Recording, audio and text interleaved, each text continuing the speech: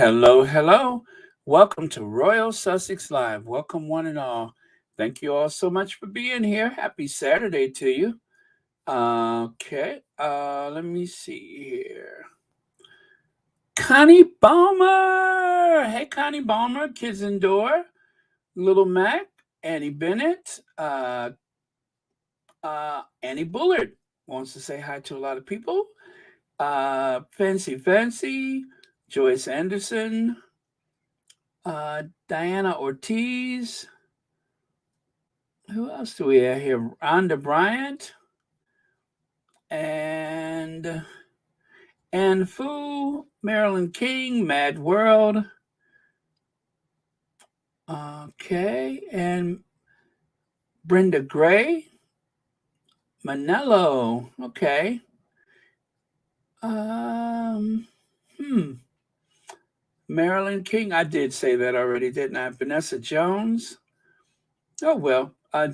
Josephine Young. Let me just do some scrolling here. Mackenzie. Hi, Georgia Walker. Sherry Ware. Okay.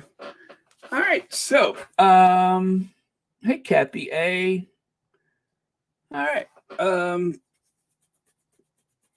Oh boy. Okay. Jill Woodcock. Hi. Carol Lunn. Cancun Dreamer. Cancun Dreamer. Have you been to Cancun and you want to go back? Or are you from Cancun or never been to Cancun? Lovely place, though. Very lovely place. Shelly L. Hello. Doris Heatherington. Hello. Lou Lee. Hi. But yeah, Cancun is awesome. Margarita Taylor. Hello. Okay. Let's just get started, shall we? Although I am curious about something, let me take a look here.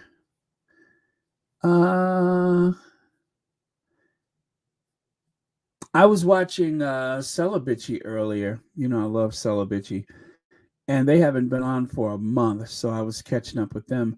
And I see a lot of you all watched the interview with Harry and his brother. Hopefully, if you guys have any thoughts about that, we can talk about that later. But yeah, I hope a lot of you guys watched it. All right, so let's see here. S, thank you so much for the super sticker, and thank you so much for watching Royal Sussex. And Connie Balmer, thank you for the super sticker, and as always, thank you for watching Royal Sussex, and also for being a member of Royal Sussex. Thank you very much. Happy Saturday to you both. Okay. Hey, Susie Q, legs. All right. Let's get started then, shall we? I'll take that away. Yeah. All right. So Harry's book is still doing extremely well. There was someone, I don't know if it was a comedian or who he was. I didn't really stop to look at it, but there was someone standing on the street, um, like expressing how exhausted he was with this book. And then he began to shred it and bite into it. Now, of course, that was just a bit of a parody or something like that. But I think he actually does speak for quite a few people. They can't control the message that people are getting from this book, and they can't control the reaction from this book. And that is very, very frustrating to them. And the royal rodents, the entire militant media complex that's called the British media, they seem to be reacting badly to the spare, and it's not pretty. And some of the things that they've said and done, especially these ridiculous polls, I have never ever seen a time where there has been so many polls having to do with the Sussexes.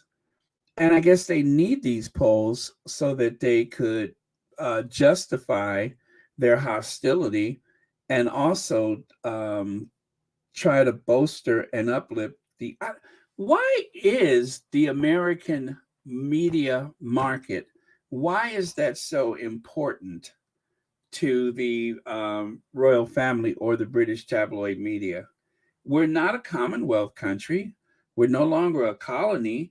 Why is the hearts and minds of Americans so important? Well, especially when you consider too, the Britain's not our biggest trading partner. As a matter of fact, thanks to Brexit, Britain ain't nobody's biggest trading partner. Actually, that's not true, but I'm exaggerating. But they trade with Britain has been permanently damaged because of Brexit. So I don't know what the point of it is, but they seem to be obsessed with what Americans think about the royal family. Sharon Augustine, thank you so much for the super sticker. And thank you so much for watching Royal Sussex. Happy Saturday to you.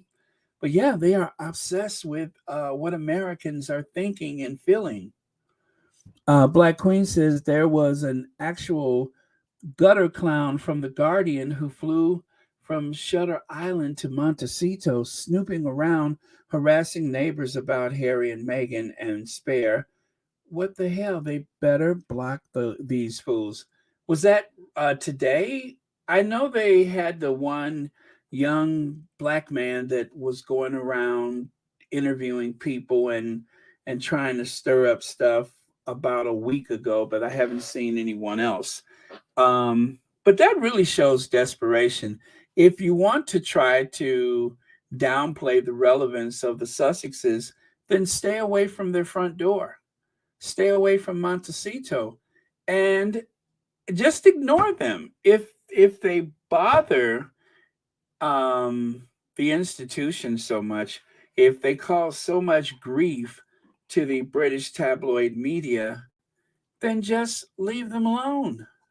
Why do you pursue them if they're not relevant and not important? But I thought about it, Black Queen. I said to myself, the rival court. I mean, it's such an old fashioned notion, the idea of the rival court. And maybe that has been something that has been instilled in them, like from birth, perhaps, the idea that if there is a rival court anywhere in the land, then that can cause trouble. Well, okay, this rival court, and it does rival the rest of the royal family because it really chews and bites into their prestige and their authority, having someone like Harry, especially considering his leadership ability to be out of their realm of control and to be part of what appears to be a very major, important,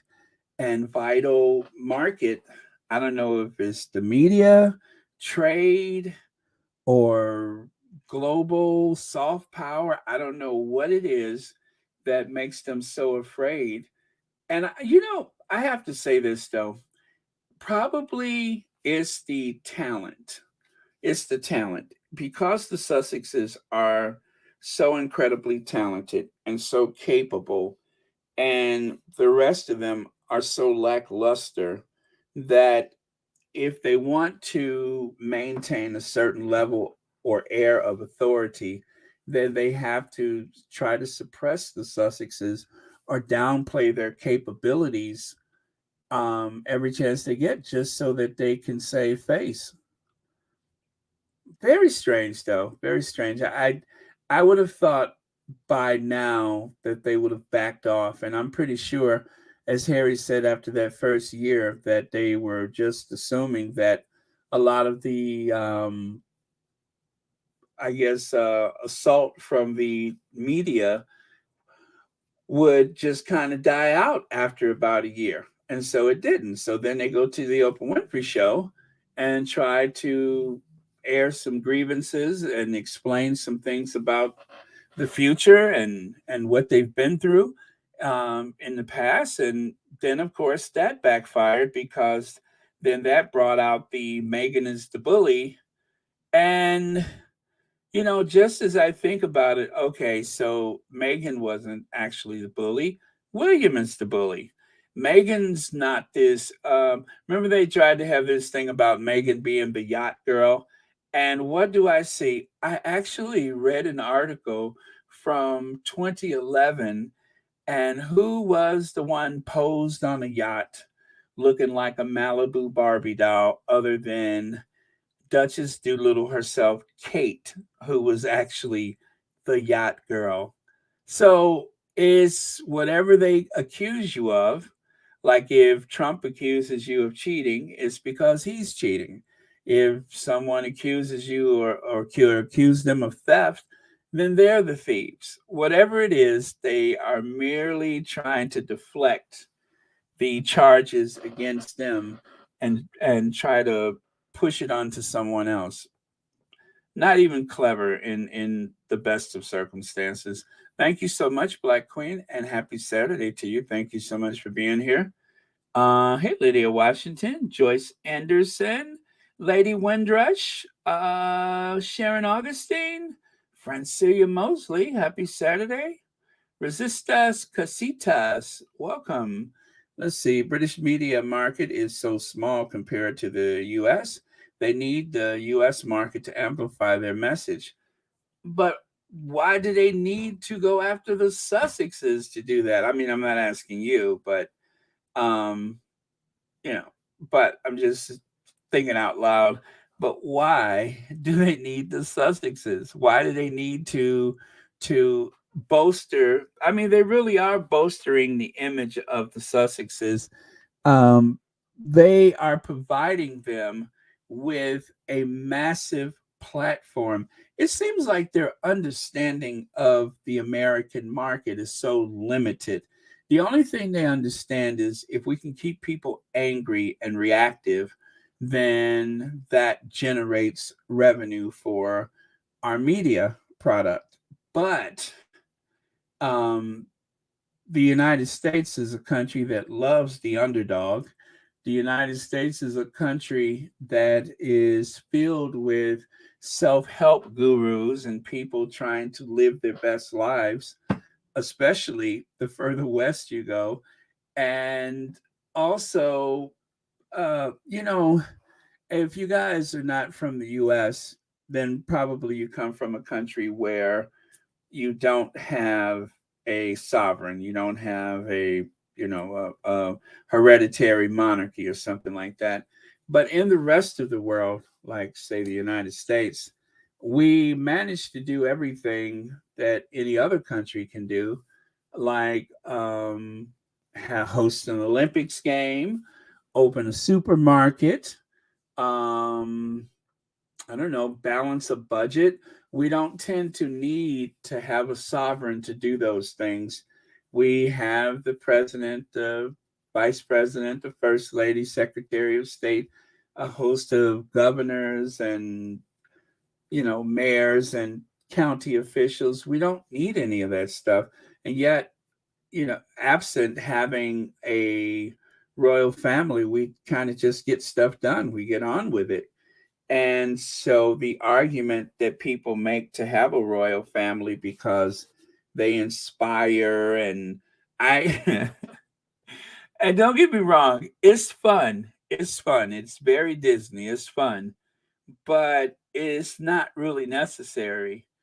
As we human beings have outgrown the need for the appendix, we also don't really need a royal family to survive.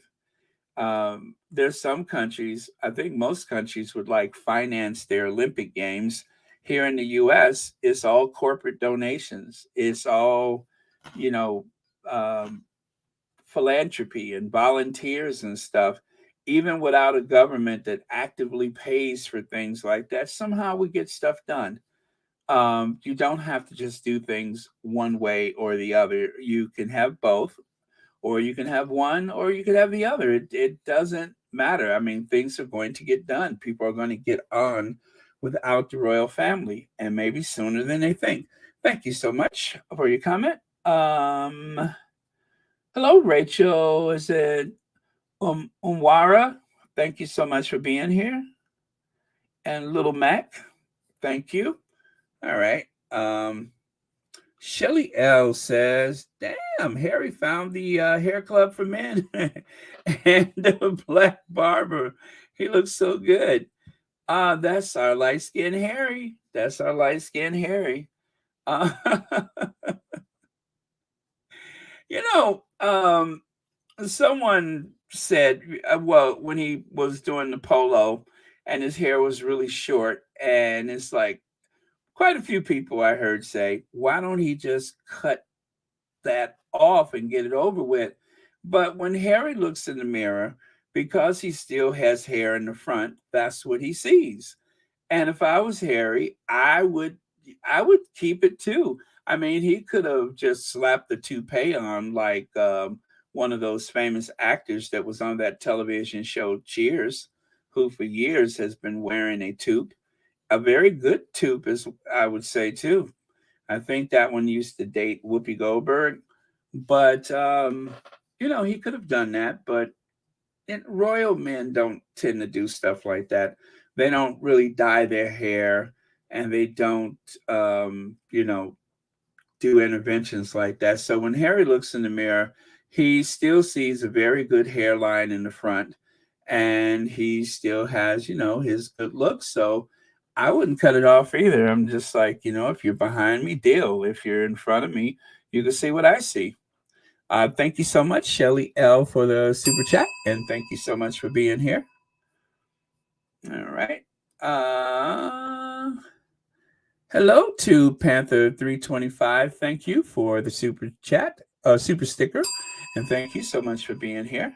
Little Max says, I was watching Facts and Two Cents about a month ago, and she shared that Bones stole the name Earthshot from someone else. Even the connection to the Kennedy moonshot is stolen. Wow. Well, the way I understood it is that the Earthshot is supposed to be like a challenge, like the moonshot. And of course, the moonshot was when Kennedy declared that by the end of this decade, we're going to put a man on the moon and safely bring him back. And so, using such aspirations to cure the planet of waste and global warming and pollution and such is pretty ambitious. And I don't think that having those glitzy nights out like that, where you invite celebrities, friends, but not the winning participants in the scheme, is the best way to start. I mean, pretty much the Earthshot is a vanity project designed to make William look like he's doing something. And everybody knows the only thing that's better than doing something is appearing to do something. And that's what William is doing, is that he's maintaining appearances as though he's actually doing something. But essentially, it's a vanity project. It's also an opportunity for him to go out and cosplay the Mitchum deodorant bottle. You know, it's also a great look for Halloween, I think. I mean, if you just don't know what to do, put on a green turtleneck and a green sports jacket, and you accompany your wife with her little house on the prairie frock, and you go to a banquet or presentation or whatever, and just pretend like you actually care.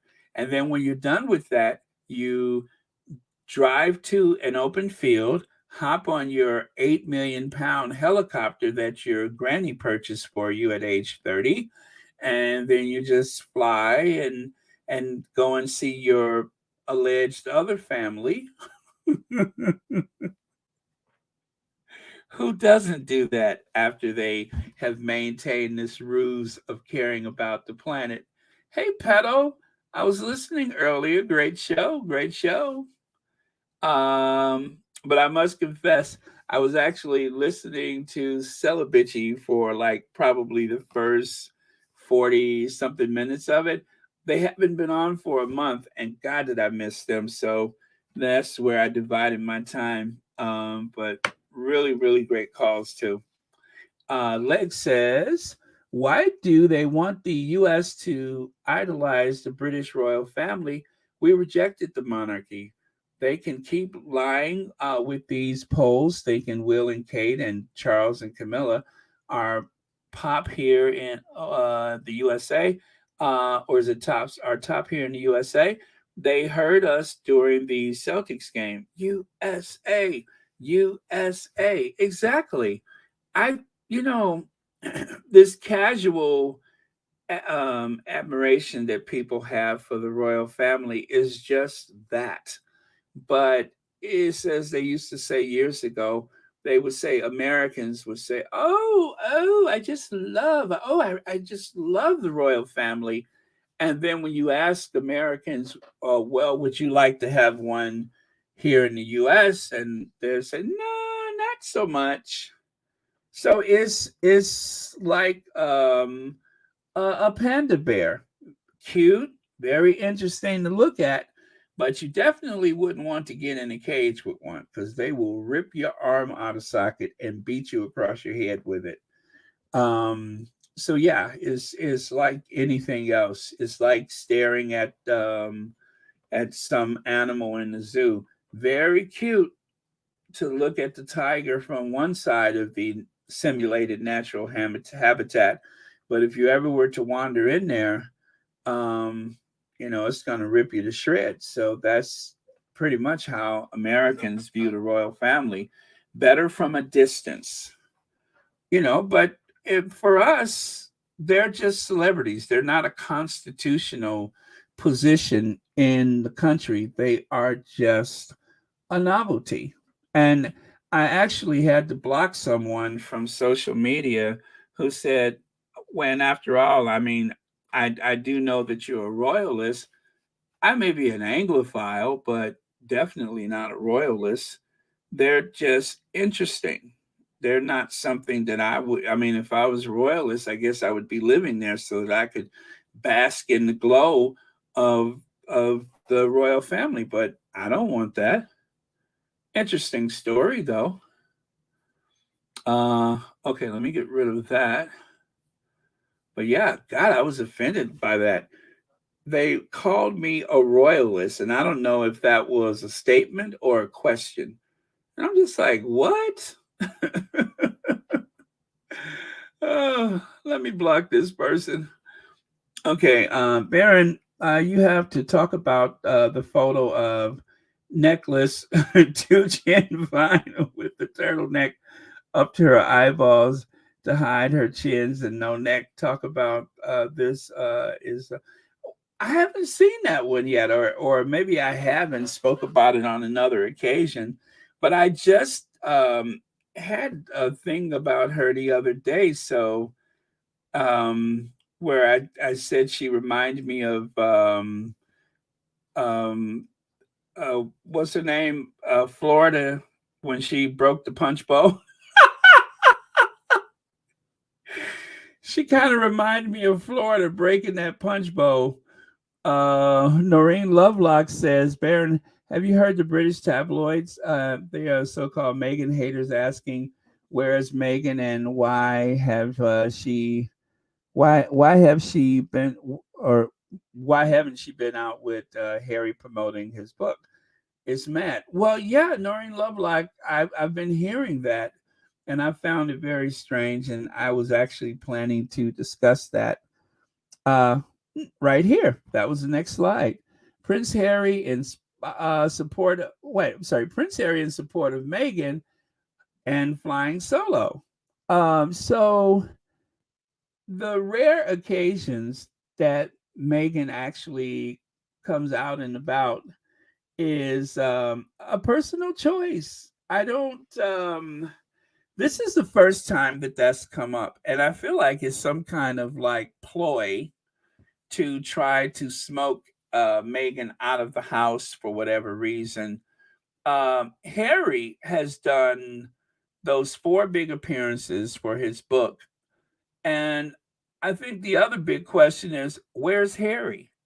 Now, usually when there is a book promotional tour, there is literally a tour. Well, two of the interviews seem to have taken place in California, with Harry going to New York for Stephen Colbert, and then Good Morning America. I'm guessing that was filmed in either New York or California.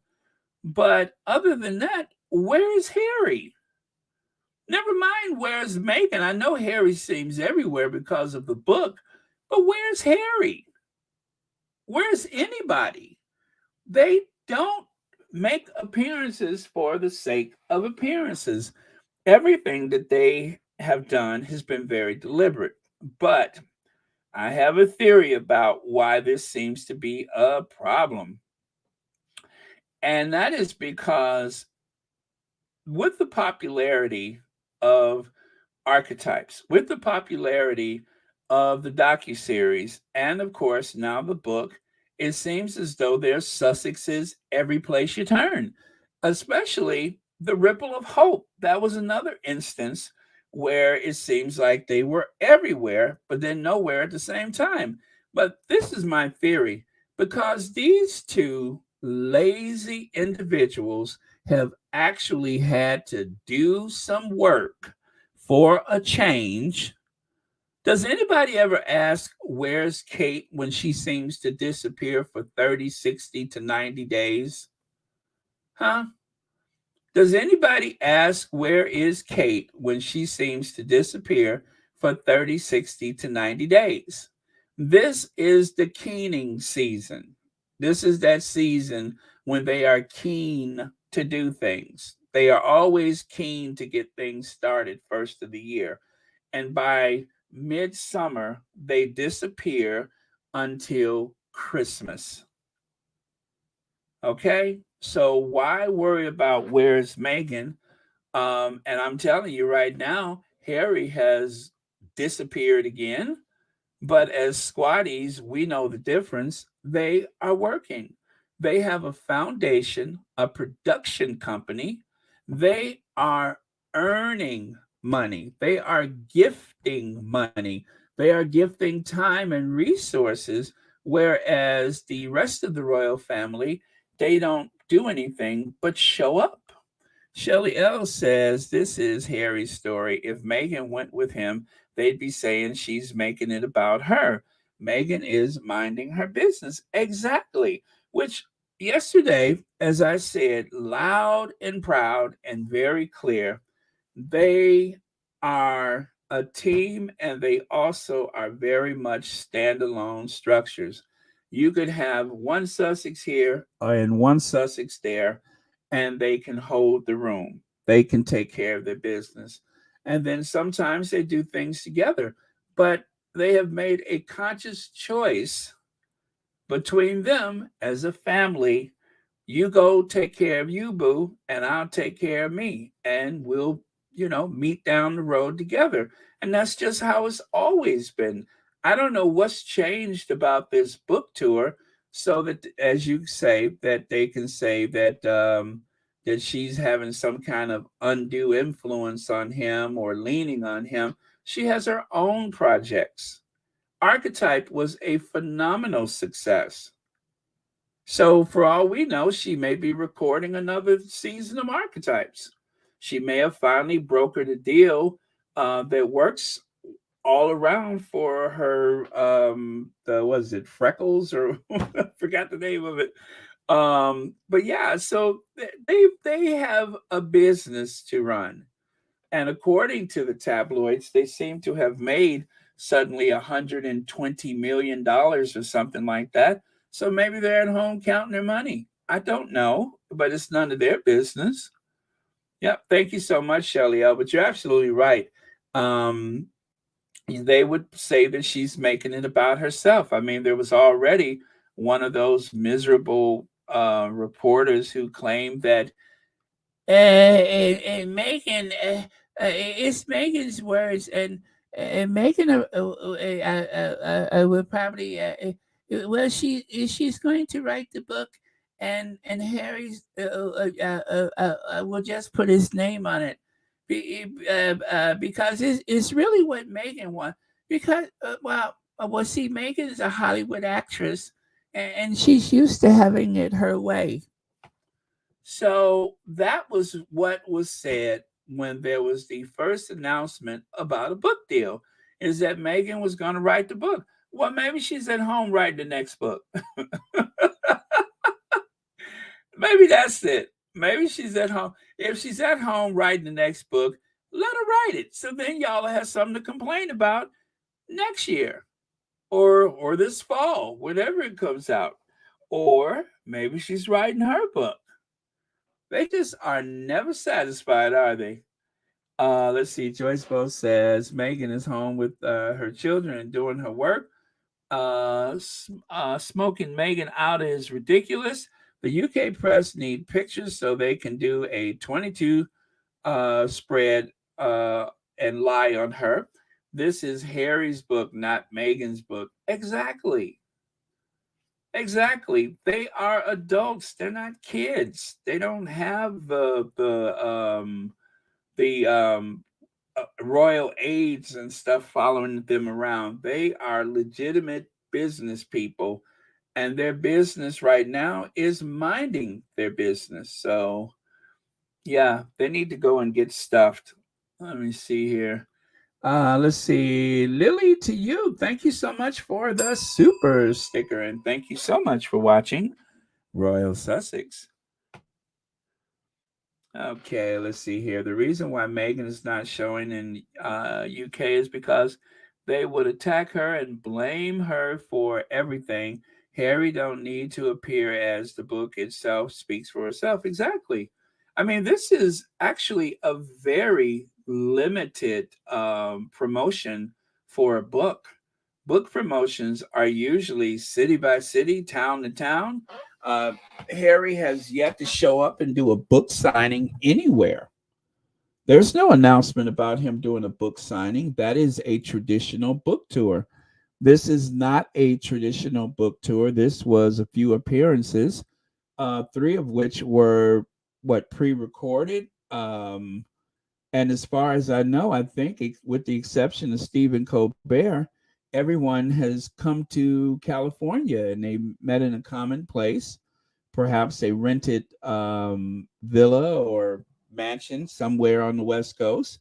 They recorded the interviews and then they were done. So we won't know anything until whenever. That's just how the Sussexes work.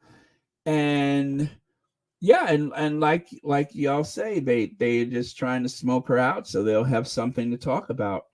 Very bizarre, but I think too that they are really, really upset.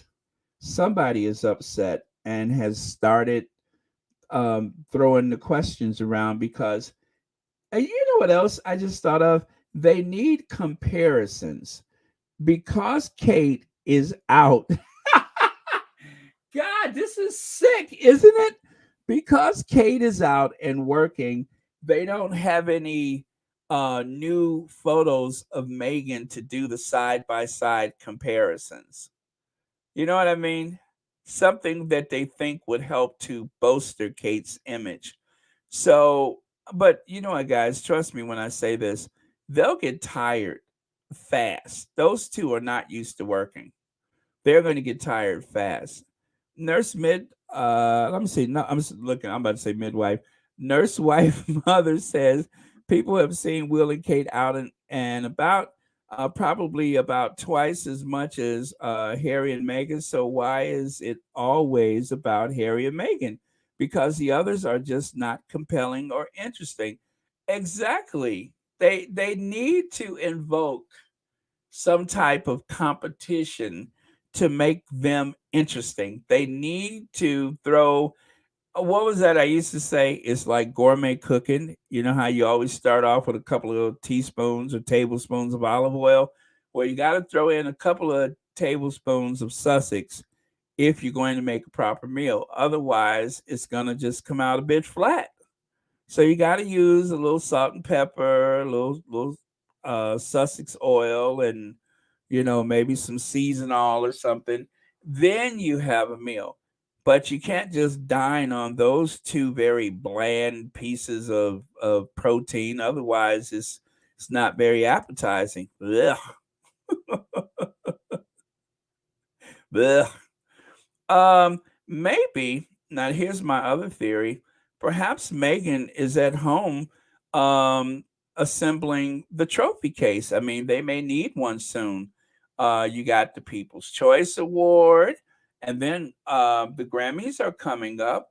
Harry might possibly win a nomination for the spoken word, and of course, they have their Ripple of Hope Award, so they need to find a proper trophy case to start putting these things, on display.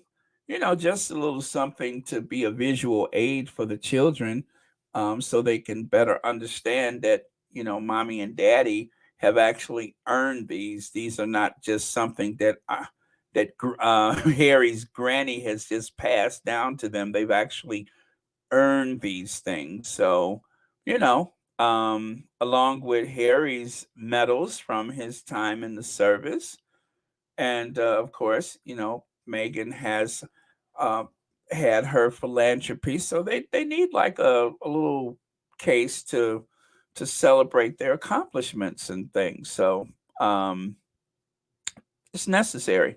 So Megan is probably at home putting together some type of display case so that as things are coming in, they'll have a way to properly display it.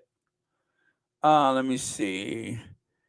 Hazel O'Brien said the reason why they're asking for her is for her to come out wearing fashionable clothes for Kate to copy it.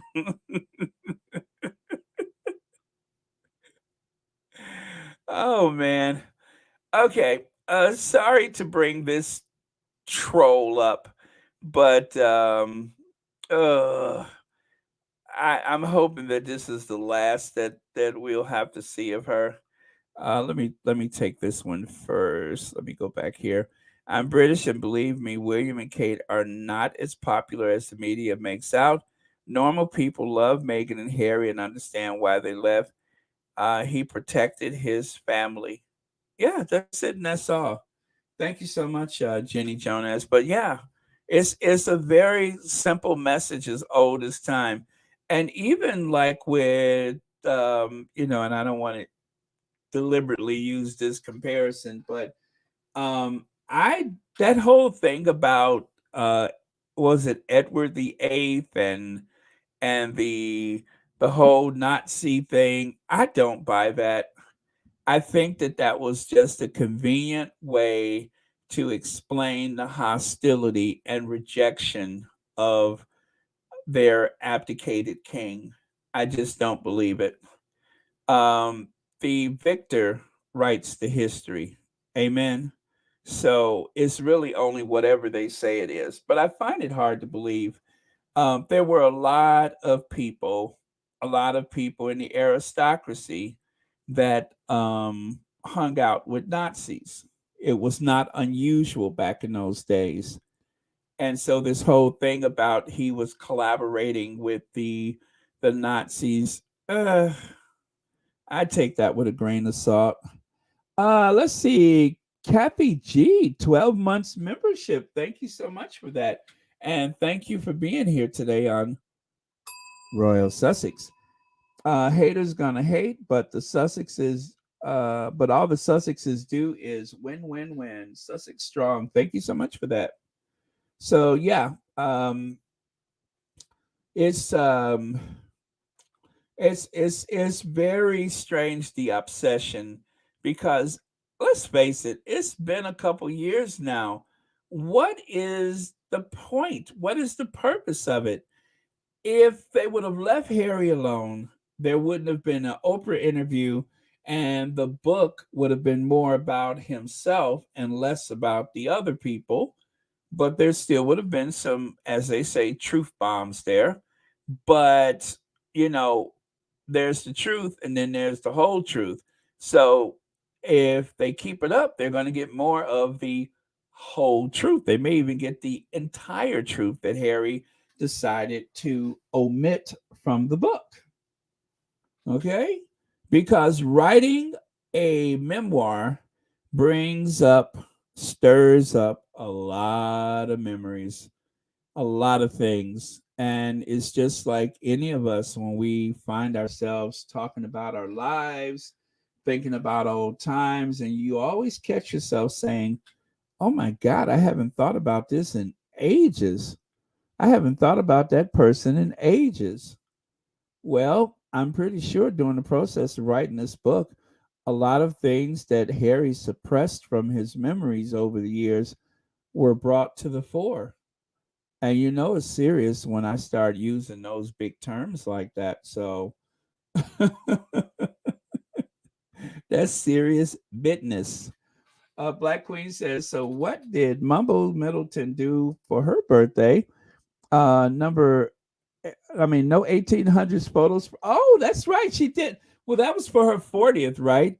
Yeah. So none of those Victorian photos this time around. I'm disappointed. Not.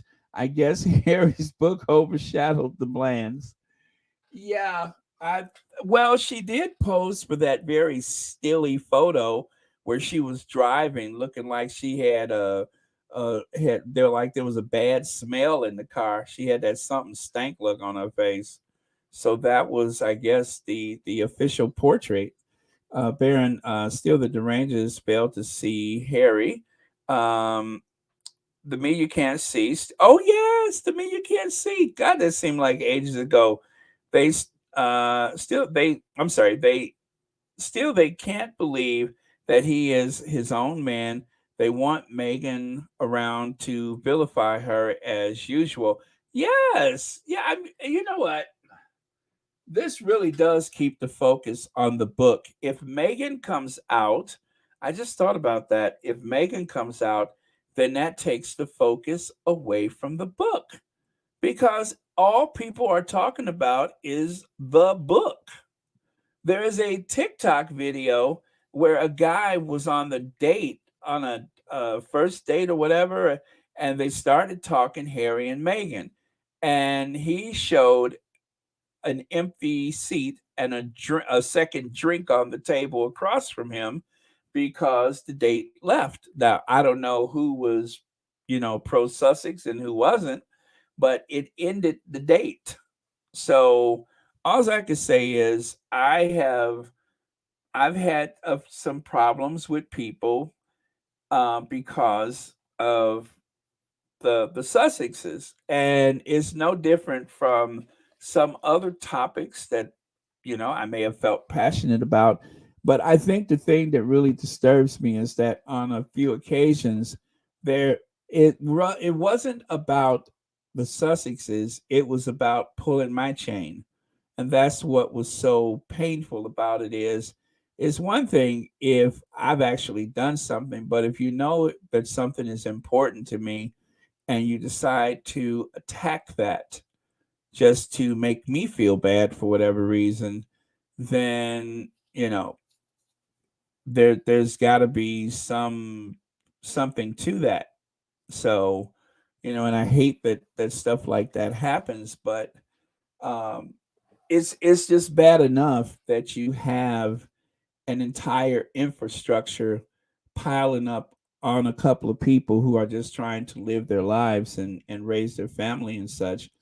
But then when you have, just the common person on the street angry and incandescent with rage about people they never even met, that is so silly to me, especially when their day, their life, their work doesn't affect you in any way. By the way, Malolo, thank you so much for your comment. Um, okay, so God's Child says, hi, y'all. Thanks for revealing the truth about the U.S. polls. I was discombobulated when I saw Camilla is more popular than Meghan in the U.S. Brits miss Diana. Camilla is a constant, painful reminder. God hates lies. Very true, God's child. And thank you so much for the super chat. And thank you so much for being here. Leg says, uh, Kate was so busy copying Megan's clothes, she should have paid more attention to her skincare routine. Megan is flawless, and they made Kate a ghost for her birthday last year. The aging. Yes, last year she was the ghost of Queen Victoria. She looked like some old Victorian portrait. Um, and years ago, they used to take portraits with a deceased loved one where they would pose them and everything. So it's not so dissimilar to that, those those portraits she took. The lack of animation, the very lifeless um, Lily and Monster like vibe that it had.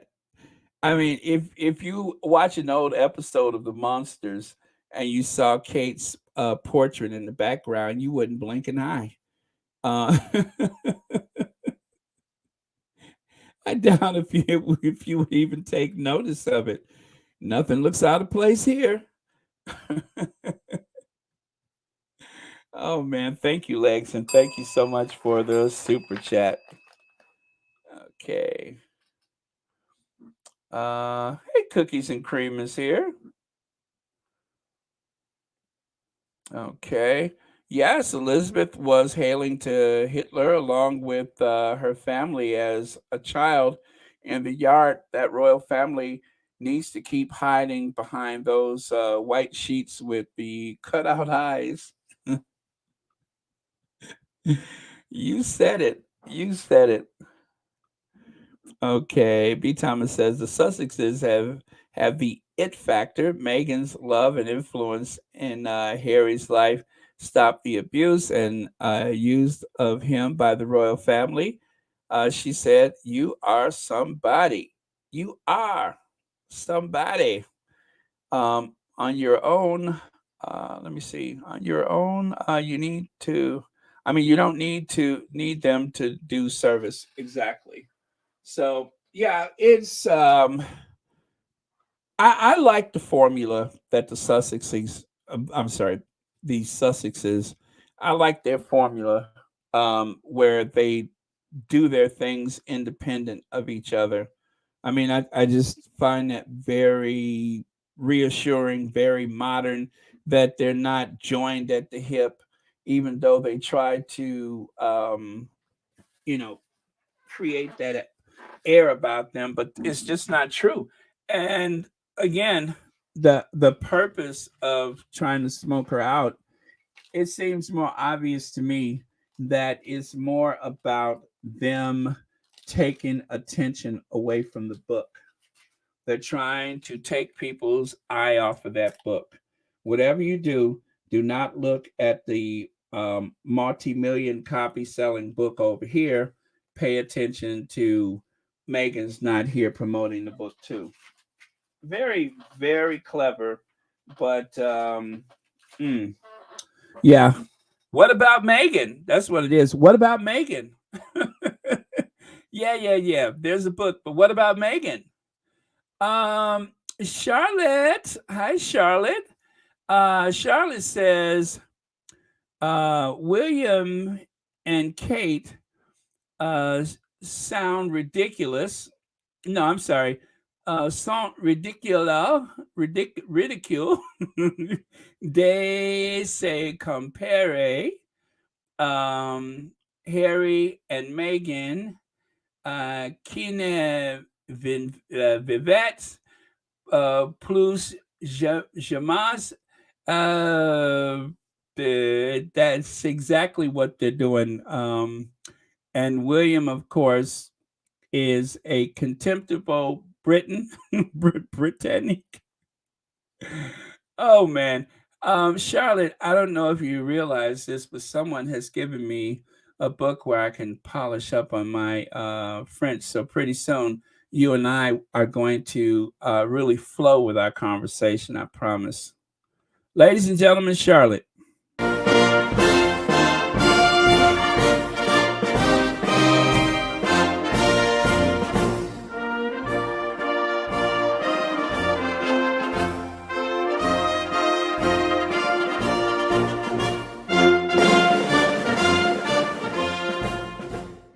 Yes, and a happy Bastille Day to you too. Okay.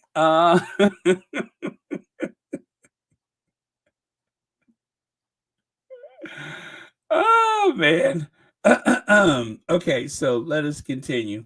So this person right here, this bag of bones.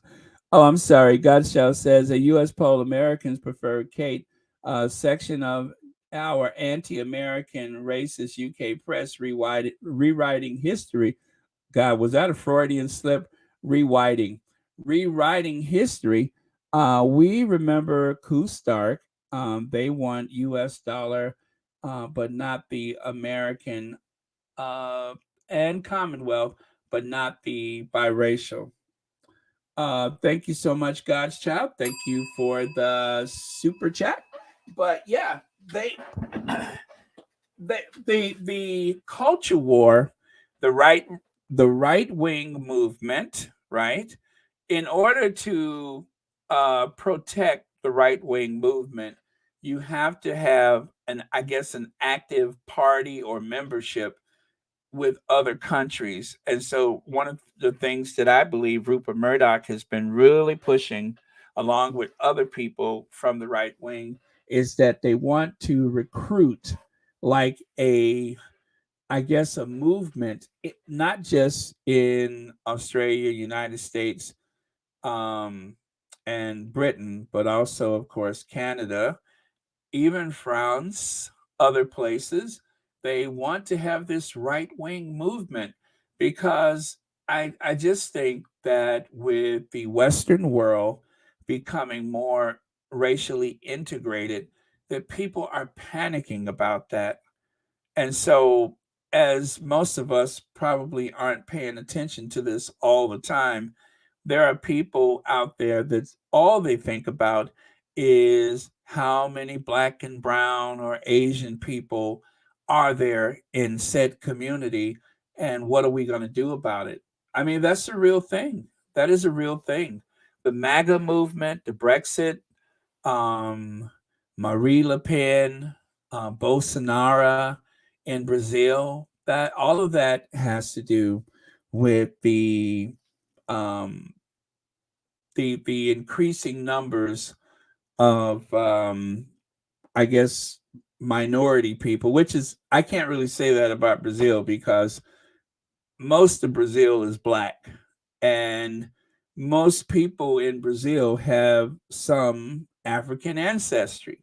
Most, but they don't really see that or acknowledge that because the way that they divide people is using the different terms for different um, tones of skin. There are some countries where people still do the octoroon, quadroon, mulatto, and all that kind of language. That is still a thing. I didn't really grow up with that here in the United States. In some places, like in New Orleans, that was a thing. But, the United States had been living by that one drop rule so much that it actually has made the African American community more of a factor because, you know, not based on skin tone, but based on heritage, you're a black person. Unlike other countries where it's more, of course, with upper class, wealthier people, then it's more of a factor. But amongst working class people, it's like, not so much. So much to unpack there. But thank you so much, Godchild, and thank you so much for the super chat. But there is a cultural war, people. There is a cultural war. And unfortunate for Harry, by the time he found someone to be his life partner, um, they have made their relationship, their marriage, their union a talking point, a weapon, if you will. That and it's really unfortunate, but that's what has happened to the Sussexes. Is that I mean, anytime you have um, an idiot like Trump using Meghan's name or speaking out about Meghan, which he's done on a couple of occasions, that's the president of the United States. That had to be terrifying for the Sussexes to have to hear something like that, especially as they're trying to settle into their life in California. The only thing that was, um, you know, fortunate is the fact that they were in California and not, you know, a red state someplace where you had an equally fanatical governor. But at least there was some protection there. But oh man, this culture war. I'm too poor to be in a culture war. Okay, so this old bag of bones on the screen, SANE provides emotional support, guidance, and information to anyone affected by mental illness, including families, friends, and carers rather. Um, well, this SANE was she the founder of the SANE? Was she the founder? Um, One second. Let me go to the yesterday's slide. Let me go back to yesterday because I had some information about her. And rather than moving it over to a new set of slides, I'm just going to reference the older ones. Um, okay. Is this it? No. No, that's not it. Nope, nope, nope, nope, nope. Nope, I was dragging them yesterday. Oh, look at that. There's my French visual dictionary. That was a gift I got. Let me take that off the screen. Okay, here she goes. That old bag of bones. So it really started with this Marjorie Shiana. What is that? Shiana? Whatever her name is. Wallace. CBE is a British investigative journalist, blah, blah, blah. Well, we found out that she has these connections to Prince Charles and even, what's his name there? Anthony Armstrong Jones, among others. Well, okay, that's all well and good. But what I didn't know is that her agency actually received money from the Prince's Trust. She actually received money, funding from the Prince's Trust, which explains, obviously, just like with the department store, discount store, the one that Harry mentioned shopping a sale in the book. Is it TK Maxx? Didn't they have some kind of connection to the Prince's Trust? So those CBEs and Petal, I have to tell you, Petal, you were the one who pointed that out, that those CBEs are like ownership and that they depend on those to keep people in line, or they expect you to go after people at their whim. And that's exactly what happened. And so when people speak out against the aristocracy, what better case is it than this old bag of bones, this alien trapped in a human body, or is it a human body trapped in an alien person? What better argument is it against those honors and the honor systems than a situation like this, where you have an 80-year-old woman going after someone suffering or who has suffered from a mental episode? What better argument against it than something like this? She acted in the way that she was expected to, and it was pretty tacky of her, very very tacky of her. You claim that your agency is available to anybody in need, but someone like the Duchess of Sussex or Prince Harry And obviously, everybody knows Harry's story because it all played out very publicly. Um, but we didn't know exactly how awful it was until we read about it in the book. The royal family's support will help fight the stigma of mental health, as our CEO, Countess Sane, told Associated Press. I mean, she retweeted this. She retweeted this. As a matter of fact, she retweeted this one. Praises Prince Harry for speaking about experience of grief. She retweeted that. But when it came to a woman of color, everything changed. I told y'all, everything changes when it's a person of color involved. Everything changes. When there's a woman of color, especially a black woman, everything changes.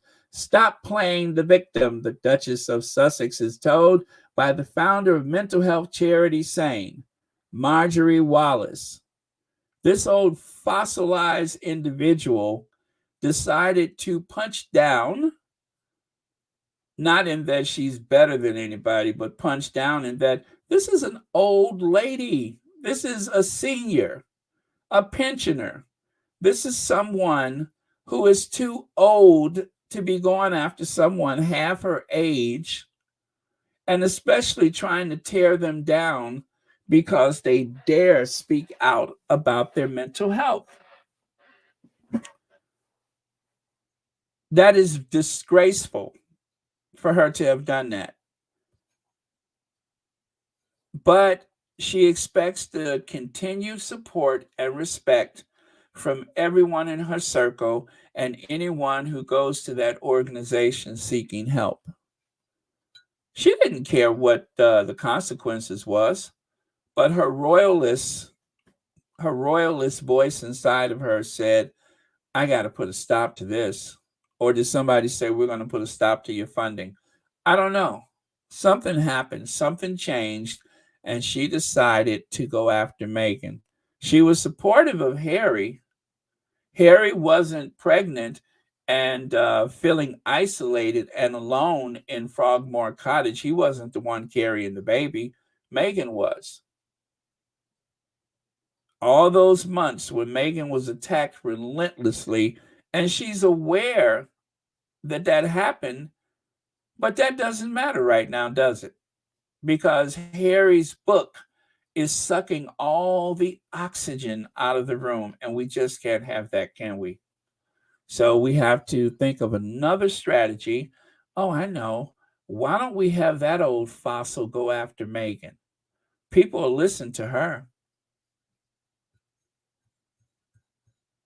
That's disgusting. Hello, Ivy here. Hey, Ivy! Ivy's here. Ivy's here. And you guys, Ivy has been fighting the fight for so long when it comes to the way that institution and the way that family behaves and the way they are perceived by the greater public. So, if you guys want to take an in depth, deep dive into all of the psychology and behavior that surrounds that institution, you have to go to Sussex Global UK.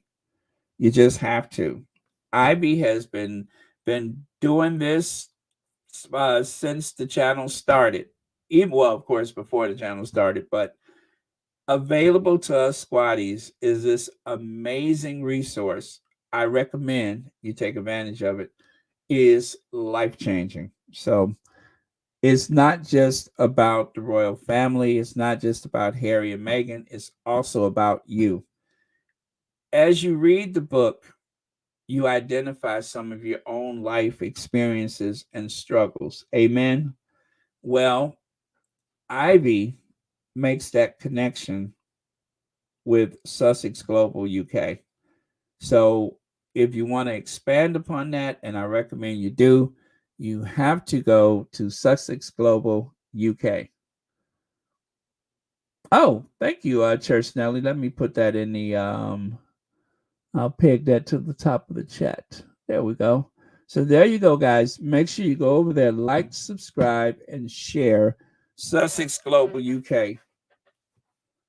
All right. So let me get back over here before let me take a look at some of y'all comments before I move on.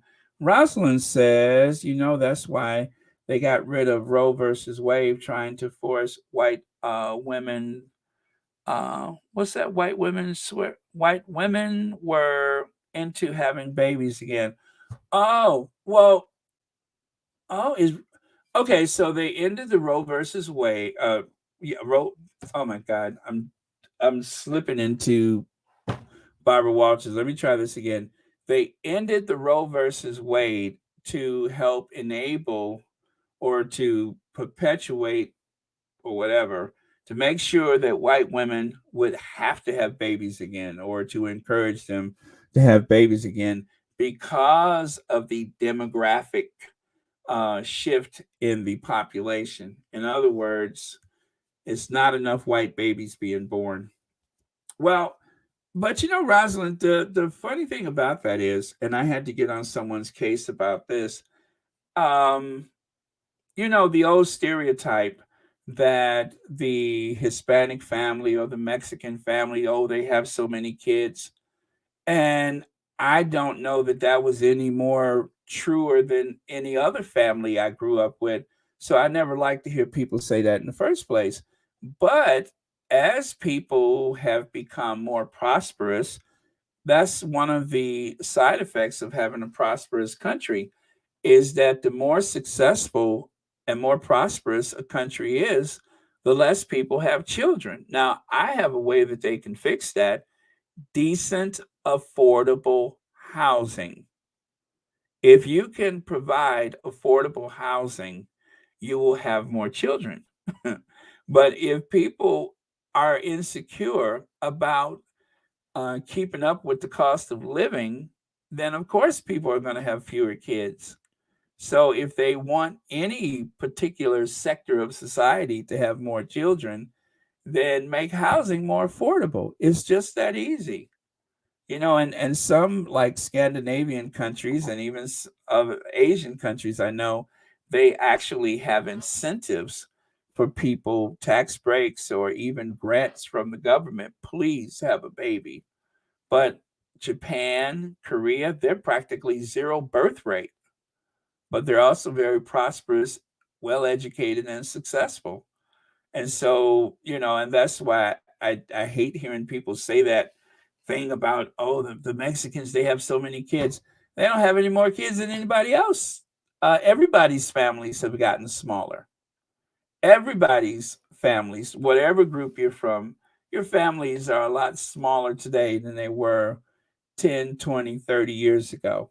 But again, if you want people to have more kids, make housing more affordable. And I swear that will change overnight.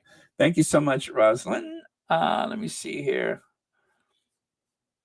God's Child says, really, money, contacts, and racism before clients. The same lady has put prospective clients off. How awful, clients must leave, can't respond, but love you. Oh, okay. God's Child, are you not able to? Are are you are you saying I can't respond, but love? Are you saying that you're not able to get into the chat without a super chat? Because I thought I fixed that, but I'll take a look at it again. I'm sorry if that's what's happening to you, but I'll take a look at it again. And also thank you for the super chat. But yeah, sorry if you're locked out right now, but I'll try to take care of that. I hate when that happens. Okay. Hello. Thank you so much for being here. Happy Saturday to you too. Okay, so let me move on from this person because I'm tired of looking at her. All right, so this was an interesting article. Did I share this with you guys yesterday, or did I? No, actually, I tell you what, it wasn't as much an article as it was a video. And oh my goodness, I'm gonna have to try to share this with you guys. Unless you live on the moon and you've likely heard about the. Oh wait, let me pull that down so I can see it. The Duke and Duchess of Sussex, Harry and Meghan, attempt to take control of their narrative by telling their story to everyone from Oprah to Colbert. And now, with the release of Harry's memoir, there is no detail that has been spared, no pun intended. Does it all help us understand, or is it overshare? Well, the LA Times culture critic Mary McNamara had some thoughts. And so, anyway, there was a conversation with these ladies where they were discussing the book. And um, essentially, they were, I guess, applauding the Sussexes for taking back control of the message, and even said that the Sussexes seem to have beat the tabloid media, or the British media, at their own game. And I agree. I think they beat them at their own game, or at least they're trying to. I mean, the battle is not over yet, but the British tabloid media has this vendetta against the Sussexes, obviously, and Harry has, strategically found some ways to get their, well, Harry and Meghan have found some ways to get their message across. Not easy, of course, but they are fighting the good fight, and people are taking notice. That's the whole point of the conversation that they were having, is that in particular Americans are seeing it not through the lens of the British tabloid media for a change, but actually seeing and hearing things from the Sussex's perspective, which is, very much a change from the usual way they do business. So I hope, let me see, did I put that in the, I thought I shared it, and I don't even see it on Twitter, and I really did mean to share that one on the community tab. And did I? No. Okay. So, yeah, it's actually a video. And of course, I can't share the video with you, but I will make sure that I find that, and then I will share it with you. Oh, man, I don't even have it saved on my Twitter. But yeah, I am going to have to try to find that and share it with you guys. And yeah, so look for that. That's your new homework. Look for that in the community tab later, is this interview. And if you want to look for it on your own, let me see. What is her name? Mary McNamara. And Lisa McCree. Is it McCree? Yeah, Lisa McCree and Mary McNamara. Yeah, they were the two. Lisa McCree. Oh, let me see if I can find that. Let me see if I can find that. 1 second, you guys. No, not easily found right now, but yeah. So that was the article, but it's about despair. Very interesting. I think the video is only like maybe, I don't know, maybe 5, 10, no, maybe 10 minutes long, maybe 10 minutes long. And if but yeah, I will find it for you. Not to worry, I will find it, and I will share it on the community tab. So sorry, I thought I had the sound bite, but I do not. Okay, so and then this happened, you guys. This happened. Harry and Meghan becomes Netflix's second most successful documentary series. You heard me. Harry and Meghan. Harry and Meghan becomes Netflix's second most successful documentary series. Even though we all know what's the most viewed documentary Netflix? Harry and Meghan. Everybody knows this, But for some reason, Sky News seems to have thought otherwise. Now, this is what you call messing with somebody. People have been saying since like that first week. First, it was, well, okay, the first week, it was the biggest opening of any docu-series or documentary. And then, of course, it just went on to become the biggest for a streaming service that has some 200 million paying customers. And then they decided just to capriciously declare that it is not. It is the second most. Really? Really? Seriously? It's the second most? Come on now. I mean, I'm sure that there's not a case to be made in a court of law about this, but that's insulting. Deliberately insulting.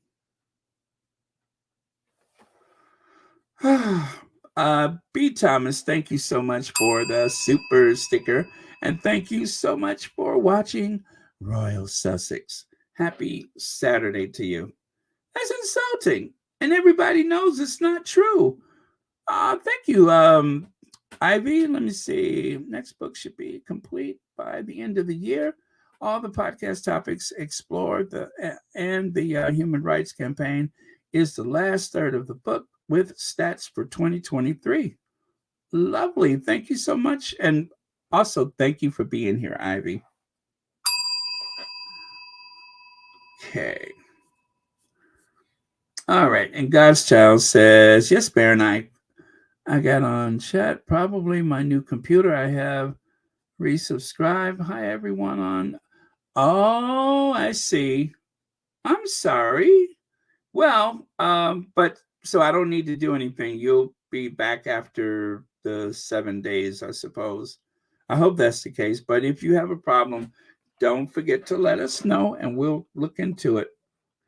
Okay. Charlotte says, bon excellent. Soy Baron Squaddies et me Rivio. Au revoir. Yeah, au revoir. Yes, thank you so much, Charlotte, and muy bien to you too.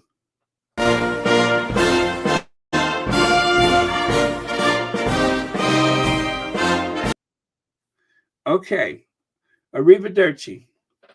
All right.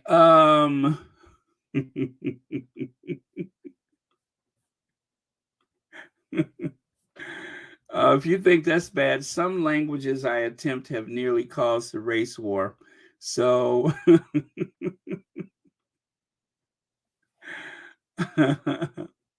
that was actually me doing my best. Okay. Wait a minute. Okay. There we go. There we go. All right. Just want to make sure I can see what you guys are seeing. Very cool. All right. Where is my slide? There we go. Okay, move on. How it started. King Charles planning less expensive coronation and slim down working monarchy. What is actually happening is the king rejects cut price coronation in favor of a glorious pomp and pageantry. So they are doing a perception game, the old bait and switch. On the one hand, they're trying to say that they're going to save money for all. But the true, oh my God, I just noticed that Camilla's got two of those hats. She's got two of those hats. She has that in blue. That's the one that looks like Grover's on her head. And then she's got a black one. I had no idea. I would have never thought a hat as bad as that actually came in pairs. Huh. I'm sorry. What was I talking about? What was I talking about? Oh, I was talking about the price of the coronation and perception. So they want us to believe, or they want the British public to believe that Charles is actually deferring money back to the sovereign grant, or the what is it, the estate, the sovereign estate grant, whatever that is, the sovereign grant, right? Well, it's money that wasn't his in the first place anyway. It's a bunch of smoke and mirrors. And it's like Charles' big gift to the public.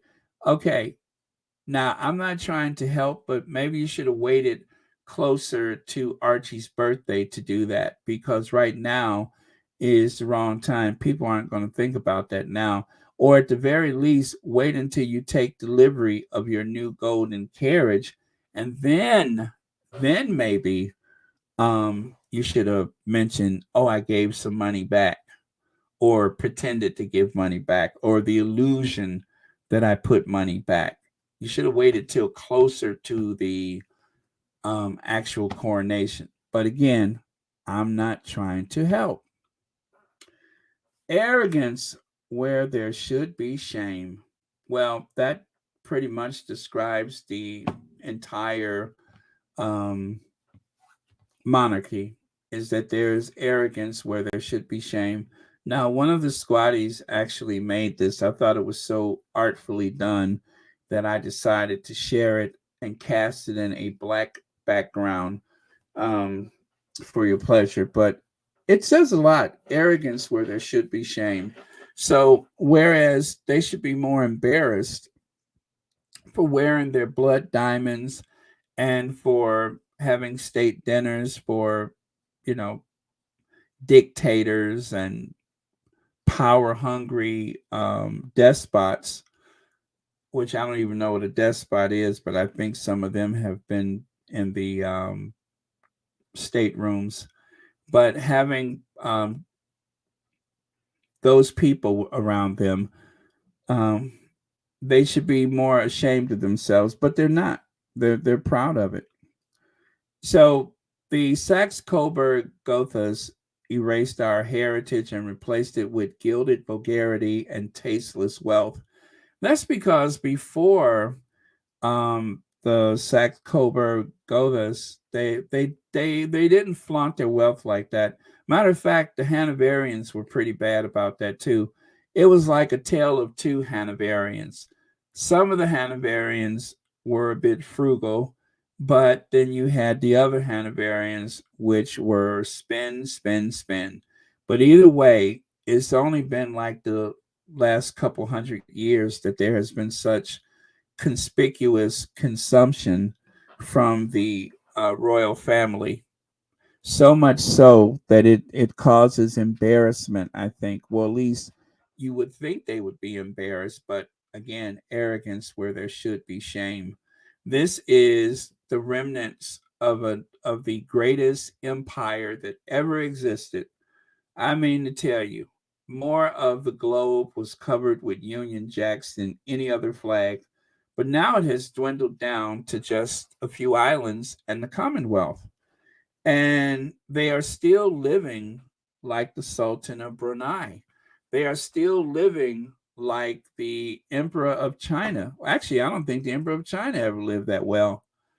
It's so out of place and out of touch, is what I'm trying to say. So they're going to retire this beast. They're going to retire it. Wait a minute, is that the same one?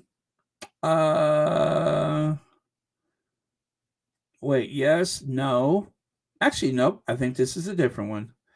But anyway, they're going to retire those, and Charles III is going to get a new golden carriage.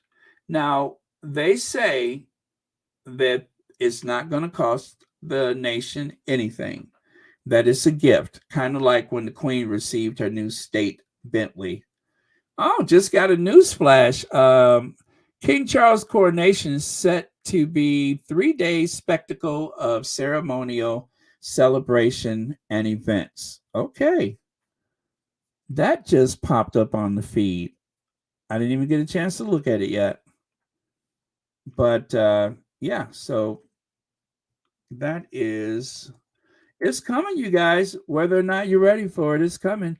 Taking place between Saturday, 6th and Monday, the 8th of May, Charles has insisted the historic movement should be rooted in long-standing traditions and pageantry, but also look forward to the future. Right. Um,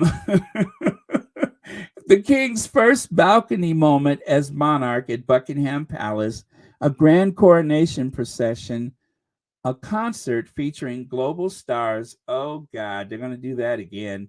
And a day of volunteering will all form part of the 3 day spectacle. That means they're going to arrest a lot of people. And also, you won't be able to find any eggs in all of central London. It isn't clear yet exactly how the coronation ceremony on Saturday will be modernized or changed, except guidance from royal sources that the service will be shorter than the Queen's in 1953, which ran for 3 hours. Well, I mean, 3 hours, that would be a lot of pressure to put on an old pensioner like Charles, wouldn't it? This man can't hold his weed for 3 hours. He can barely hold it for an hour.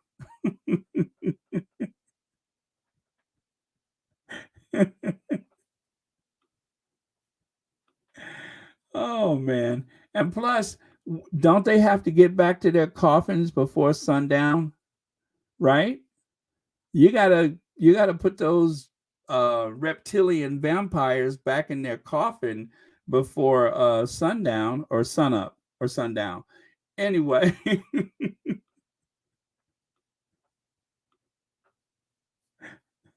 you got you got to put those invertebrate inbreds back in their coffins at a certain hour. Okay, so the joke is on you, Britain. We have untold billions, but you heat our palaces, pay for our private jets, and keep us in unimaginable luxury. Now, this came from that website, which is called Abolish. Well, actually, it's a Twitter page called Abolish the Monarchy, which, of course, me being a monarchist, as I have been accused of, for a monarchist, I really do follow some pretty strange Twitter pages, don't I? I mean, I guess I'm like not really a monarchist. Maybe I'm a modern monarchist. Wait, no, not a monarchist. I think they'd accuse me of being a royalist. So yeah, maybe I'm a modern royalist that I actually follow a channel called Abolish the Monarchy.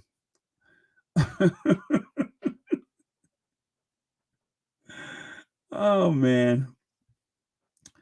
Uh oh, okay. Oh my goodness, it looks like Andrew is back in court again. What does that say?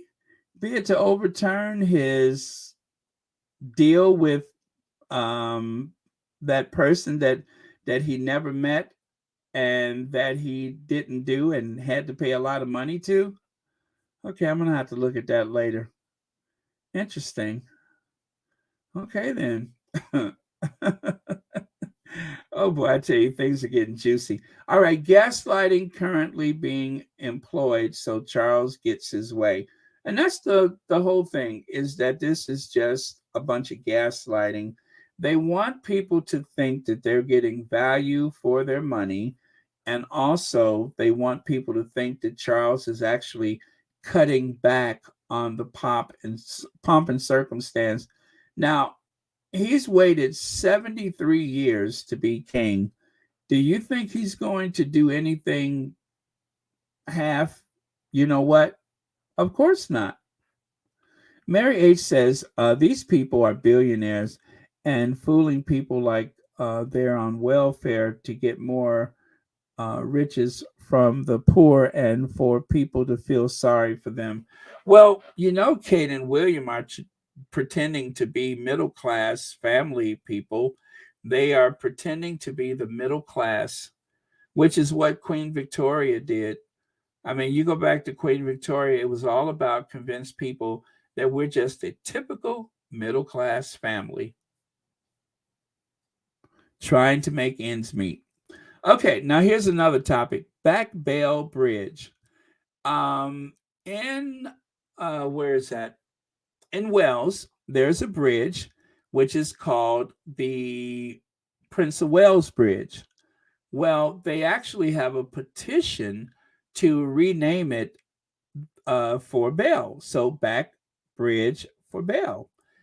This bridge, which is mostly in England, but it connects to Wales, they want them to rename it. So, of course, there is an argument against that because, well, I mean, they want to perpetuate this idea that the Prince of Wales is actually something to do with the Welsh, which of course is not. It's usually the firstborn male of the sovereign as a way to put the Welsh in their place since Wales, has constantly been conquered and reconquered by England.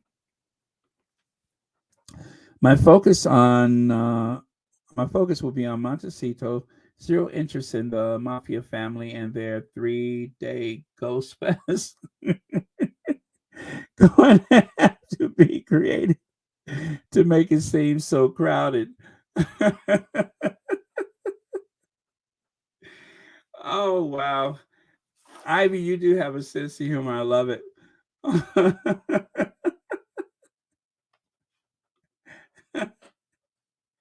Yeah, they're gonna put their thumb on the scales and try to make it seem like it's more people. Okay, so change the name of the Prince of Wales Bridge to the Gareth Bale Bridge. We would like the name of the Severn Bridge, currently the Prince of Wales Bridge, to be changed to honor a Welsh football legend, Gareth Bale, who recently retired. For those arguing against the renaming of the bridge in honor of proud Welshman Gareth Bale because most of the bridge is in England, just one question: why is it named the Prince of Wales Bridge in the first place, if that's the case? Well, anyway, there is a petition. So if you happen to be Welsh and you're watching Royal Sussex, or you just want to go and sign the petition because you're watching Royal Sussex, I say do it because how dare they? Now, King Charles III, York student denies egg throwing charge. Well, I think that there's a strong case that he has probably thrown the egg at Charles III because, after all, we all seen Charles have his meltdown when he noticed the egg splatter across the ground. He turned and he said, "Oh God, Camilla, Camilla, oh God, I pray those eggs are organic. Oh, I think he's just ruined my Camilla. I think he's just ruined my suit. Oh, Camilla, this is my favorite double-breasted suit. Camilla."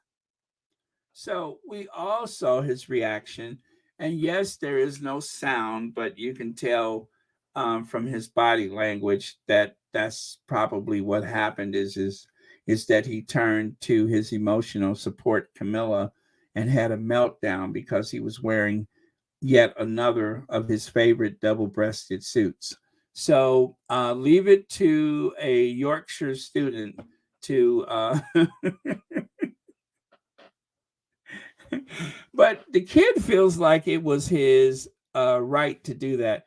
A student accused of throwing eggs at King Charles III during a visit to York has pleaded not guilty to a public order offense. Patrick Thelwell, 23, appeared at the York Magistrate Court on Friday to deny charges of using threatening or abusive words, behavior. The incident is said to have taken place when the king and queen consort were visiting the city on 9 November. Mr. Thorwell is due to stand trial on the 14th of April at the same court. His solicitor, Nicola Hall, said the issues at the trial would include whether his actions were part of a legitimate protest and whether they looked likely to cause fear or unlawful violence. Well, of course, the eggs didn't hit him. I mean, it just startled him, right? I mean, um, every time he goes to bed, I imagine he rolls over and nearly has a scene of The Godfather play out. So, what harm could an egg do?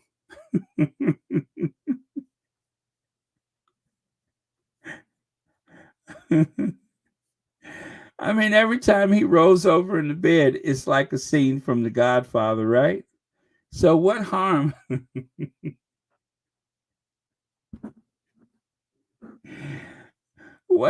could an egg have done? I ask you, what harm could an egg have done?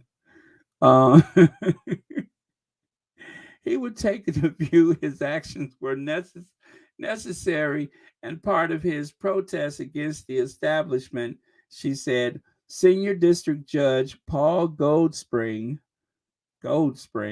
um, that sounds like somebody taking a piss, doesn't it? Paul Goldspring released the University of York student on unconditional bail ahead of the trial.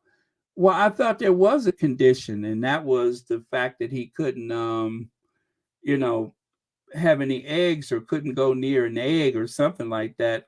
Which means, of course, if he can't go near any eggs, then he certainly can't be in the presence that is of William. So there you have it. Oh God, Camilla, I think he's just ruined another one of my favorite double-breasted suits. Mummy bought this suit for me, Camilla. Okay, and the world has taken yet another collective sigh of relief. King Charles to do away with outdated silk stockings and breeches for coronation. So, no silk stockings and none of those knee high breeches for the coronation. And let me tell you something, as someone who's getting on in these years myself, I can't tell you how relieved I am to know that 73-year-old man with childbearing hips is not going to walk down the aisles of Westminster Abbey wearing stockings and knee highs. I am relieved. I do not ever want to see Charles in silk or satin knee highs and stockings. That's that's just uncalled for in the modern world. I mean, we have survived 9/11, a global pandemic, even the Second World War. The last thing we need is to see Charles strutting down the aisle of Westminster Abbey wearing knee highs and stockings. So that is definitely something that would have stayed with us. You know what I mean? There's certain things that you just can't get out of your mind's eye. And a 73-year-old man with childbearing hips and droopy shoulders walking down the aisle of Westminster Abbey in knee high breeches and stockings would have been frightful. So, could you imagine how many children would have to like see a therapist behind something like that? They would have to have like one of those. They would have to have like an intervention on classrooms and workplaces all throughout Britain if this old man would try to go strutting down the aisle of Westminster Abbey wearing stockings and some pedal pushers.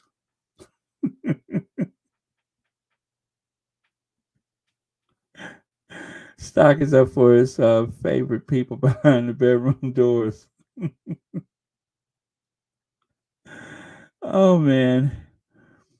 Let me see, Baron. Do you know that tampon and his emotional support, Camilla, don't share a bed?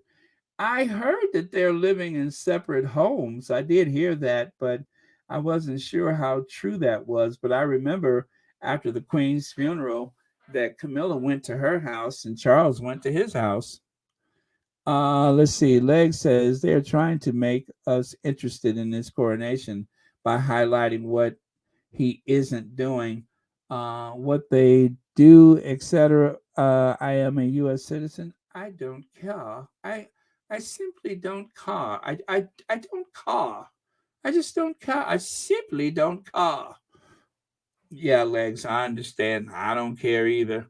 But I am relieved that I don't have to see him in them pedal pushers. Oh, you haven't heard that one in a while, have you? Pedal pushers. Yeah, them little pedal pushers.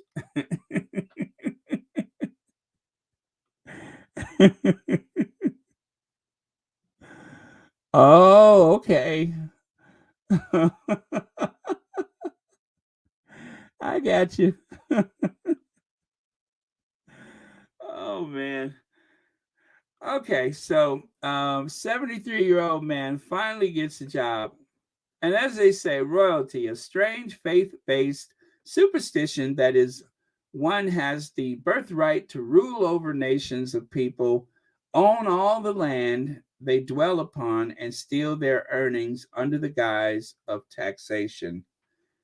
And that describes royalty. Now, according to Scotland's number one newspaper, the National rather, the polls say our polls put yes on 54%.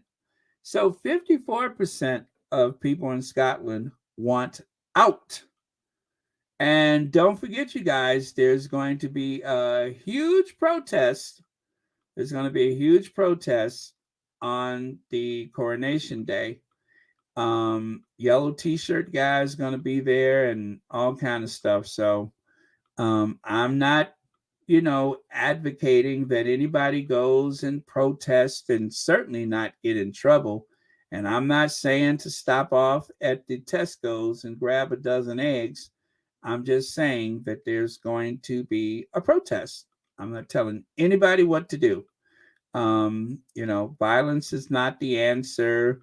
You do have a right to protest, of course, but just so long as things don't get out of hand and nobody ought to be hurt or anything like that. Just, express your feelings in a quiet, peaceful way.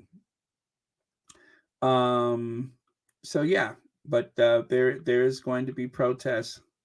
I tell you, one of the strange things that happened this week is when I finally realized um, that the new profile picture that Robert Jobson uses looks just like Kim Jong Il. That was interesting, wasn't it? Looks just like Kim Jong Il. Looks just like Dear Leader. Where is it? Yeah, who does that? I mean, this man literally. That's bad when you go to try to use one of those apps on your phone to change your appearance and you start looking like um, the world's most secluded communist dictator's father.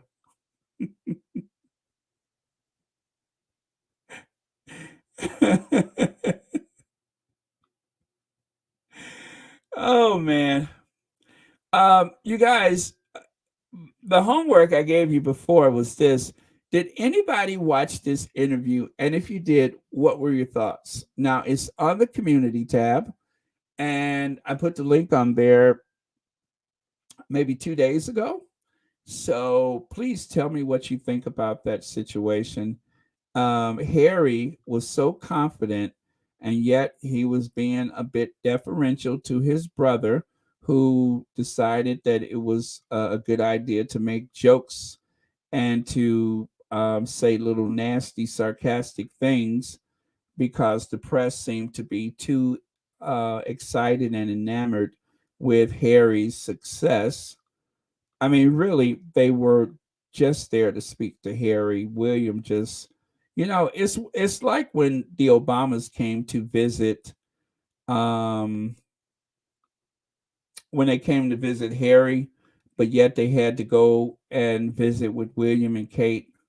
Well, seeing the way Nottingham Cottage appears, I understand better that that was probably a bad idea. But but yeah, it was a very interesting video. I love the way Harry spoke about his training and everything. He's just a natural. William, with his rather, I don't know how to put it, but William, I saw this body language expert who really wasn't into the royal family. And when I say this, I'm talking about before.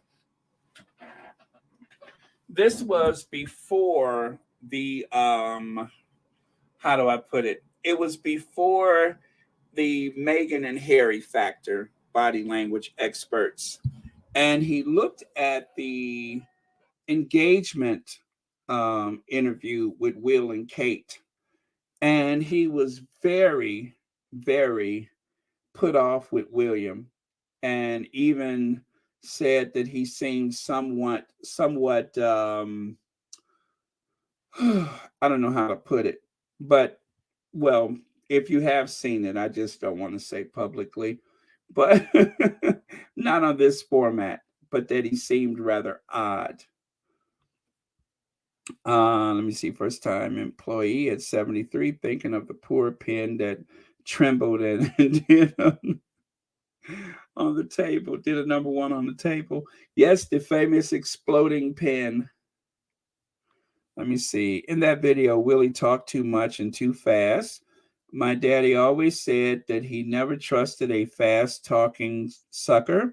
Let me see. Because he's lying. Harry in the videos said it, and all lies that Willie was saying. Yeah. Yeah. Harry was just, and Harry did say that he was a liar. That whole thing about him, it was just like little snarky, unnecessary snarky put downs for no good reason. Why do you get a mental picture that King Charles in silk stockings and knee-high breeches strutting down the aisle of Westminster Abbey to the sound of Mel Brooks' 80s hit, "It's Good to Be King"? Oh, you know what? I could see that. I could see that. That would be hilarious, actually. Or Bill Cosby in Let's Do It Again. Remember Bill Cosby walked in that restaurant with them knee-high breeches on and Let's Do It Again. Charles couldn't pull that off though. Charles don't have enough rhythm to do that. Let me see. I had seen it before. Brother Rivalry. William took. I'm sorry. William looked annoyed. He should know it's not about him, and that seemed to destroy him. He was so hurt that it wasn't about him. I saw it. My God, Willie is such an arrogant a-hole. He didn't give Harry an inch because he knew Harry would overshine him. What about the way that William was kind of staring at him out the corner of his eye? Wasn't that creepy? Did you see the way William was like looking him up and down, like like sizing up the enemy or worse?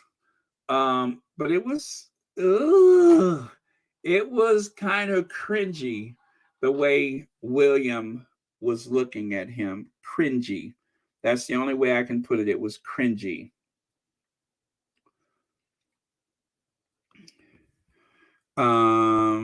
Let me see. Obama should have been visiting with Charles, not Will and Kate. Well, I'm pretty sure that it started with "We got to see Harry," or maybe it was an invitation to see Harry.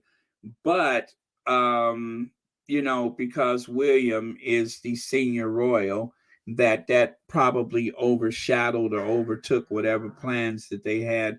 But they didn't have to meet at Nottingham Cottage. They could have met at some other room at Kensington Palace. They have, state rooms that they could have visited without going to Will and Kate's apartment. But I'm pretty sure, just like when they put Kate with Jill Biden, it was orchestrated to try to make them look good. That was really, really sad for me. I didn't like seeing that, especially when you know that the Obamas are actually Harry's friends. Let me see here. You're right. William was trying to take over the interview. Not cottage is a servant's quarter. They didn't want anyone to see how Harry lived. True that. True that. Let me see. Yes, I thought that Willie was jealous, made a point to say that he'd be the future head of the royal services. Willie didn't like the idea of the attention given to Harry. Yeah, who knew that that would be a prelude, right? That was just like a premonition of things to come. Snoring and not clean would make him less appealing to ladies as well. Prince William was a liar. Yeah, it really looked bad for William. It really looked bad. And the press was not interested in what William had to say, not in the least. I'm just going to call it. The press was not interested. It was like, uh-huh. So they had to be polite to William, but they weren't interested.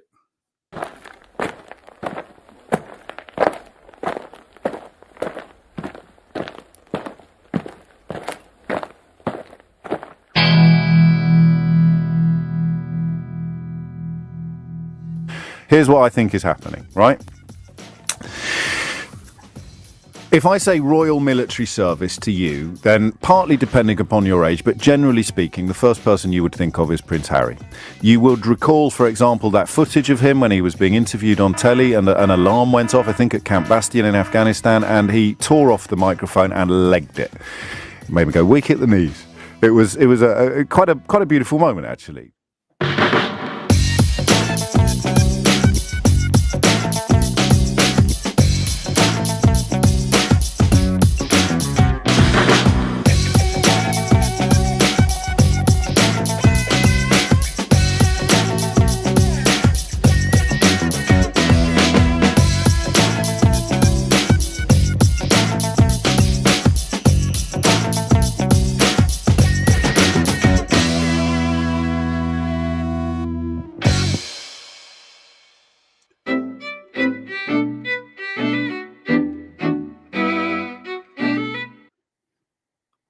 You all should have saw me over here dancing. But yes, I think that is, yeah, that was James O'Brien, by the way. Um, I love to hear that man talk. I love James O'Brien. Play it again. All right. All right. Let's do it.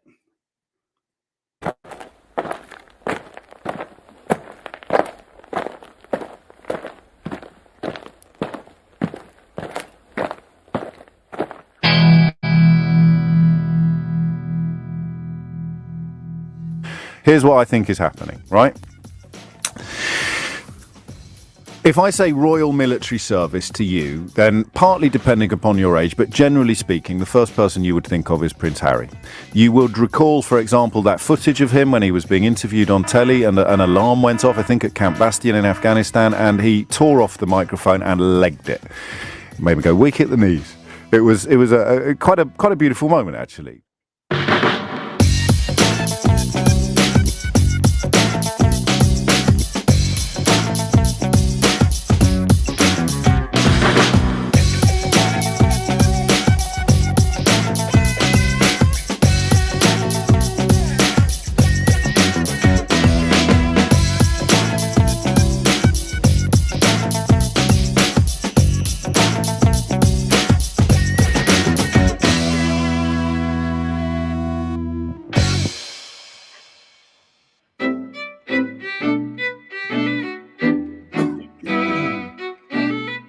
All right.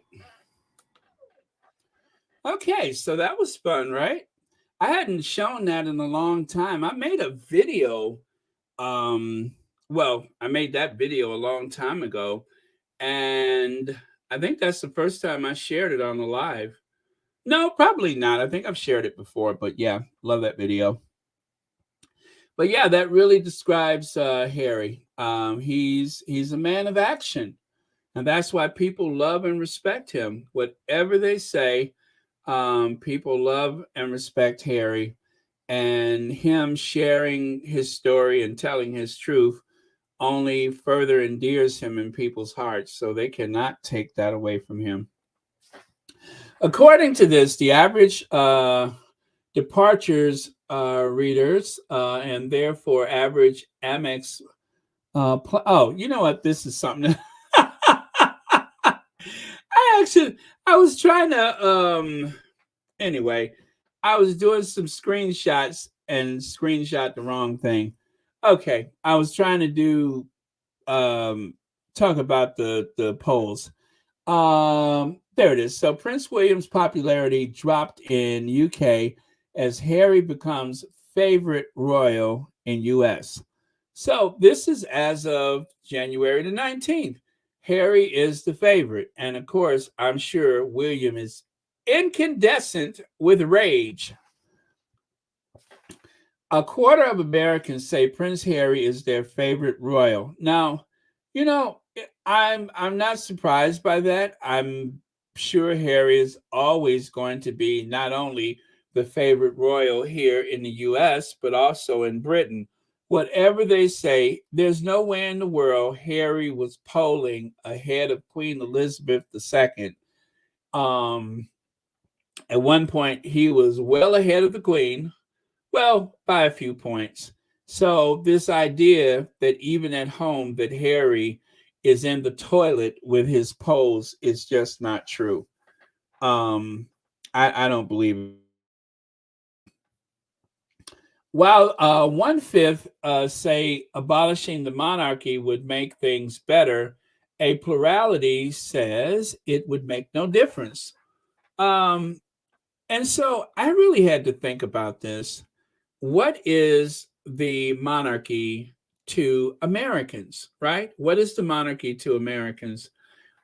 We don't have the same connection with the royal family because it's not a constitutional position. It's entertainment for us. If there's a movie about the royal family or the crown, it's entertainment. It's not our history. Is loosely or it's a distant history for us. You know, it's like, okay, yeah, they used to rule over this land, um, the original 13 colonies, all that kind of stuff, fine. But it's nothing that we really think about from day to day. Washington, D.C., January 19th, 2023, in the wake of Prince Harry's media tour and the release of his new book, Spare, a new Ipso poll examines Americans' perception of the British monarchy and their views on members of the royal family. Again, I think that this is absolutely ridiculous. I don't think they should poll Americans about the British royal family. Unless we're about to go to war, who cares? I can understand the idea of taking a poll about Britain if they were trying to ask us, should we invade? Are we being invaded? Are, any of that stuff? Okay, that makes sense. But if you're asking us about how well do we like the British royal family, or how well do people in Britain like the American first family, I think it's so irrelevant. I don't think it's a healthy thing to do. Plurality of Americans think abolishing the monarchy would make no difference. See what I mean? We don't care. 43% says it makes no difference. 11%, and that's some fat MAGA somewhere, don't get out the house, um, living in their mama's basement or something. But that's just some big loser somewhere that is sitting up thinking about the royal family and how bad the world would be. And even with that, it's only 11%. See how painful that is? And then there's 29% of people who say, I don't know.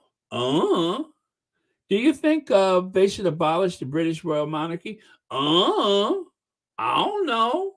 I ain't really thought about it. Uh.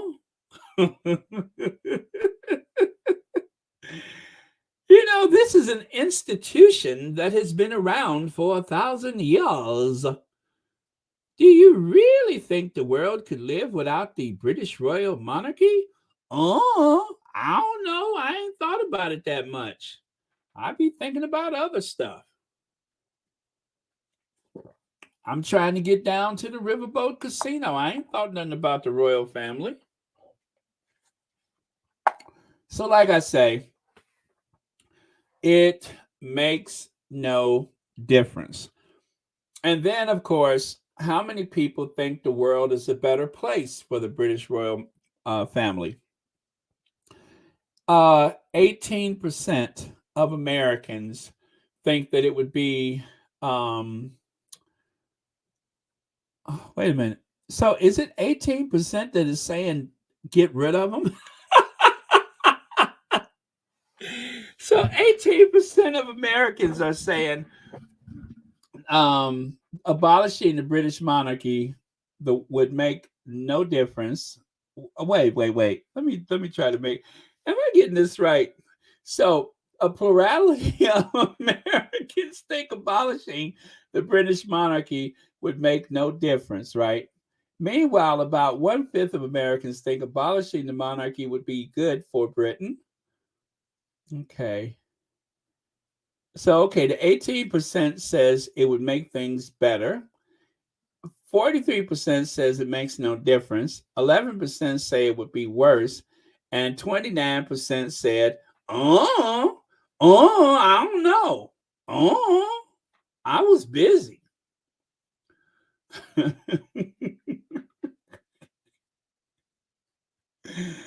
Oh, polling and pegging.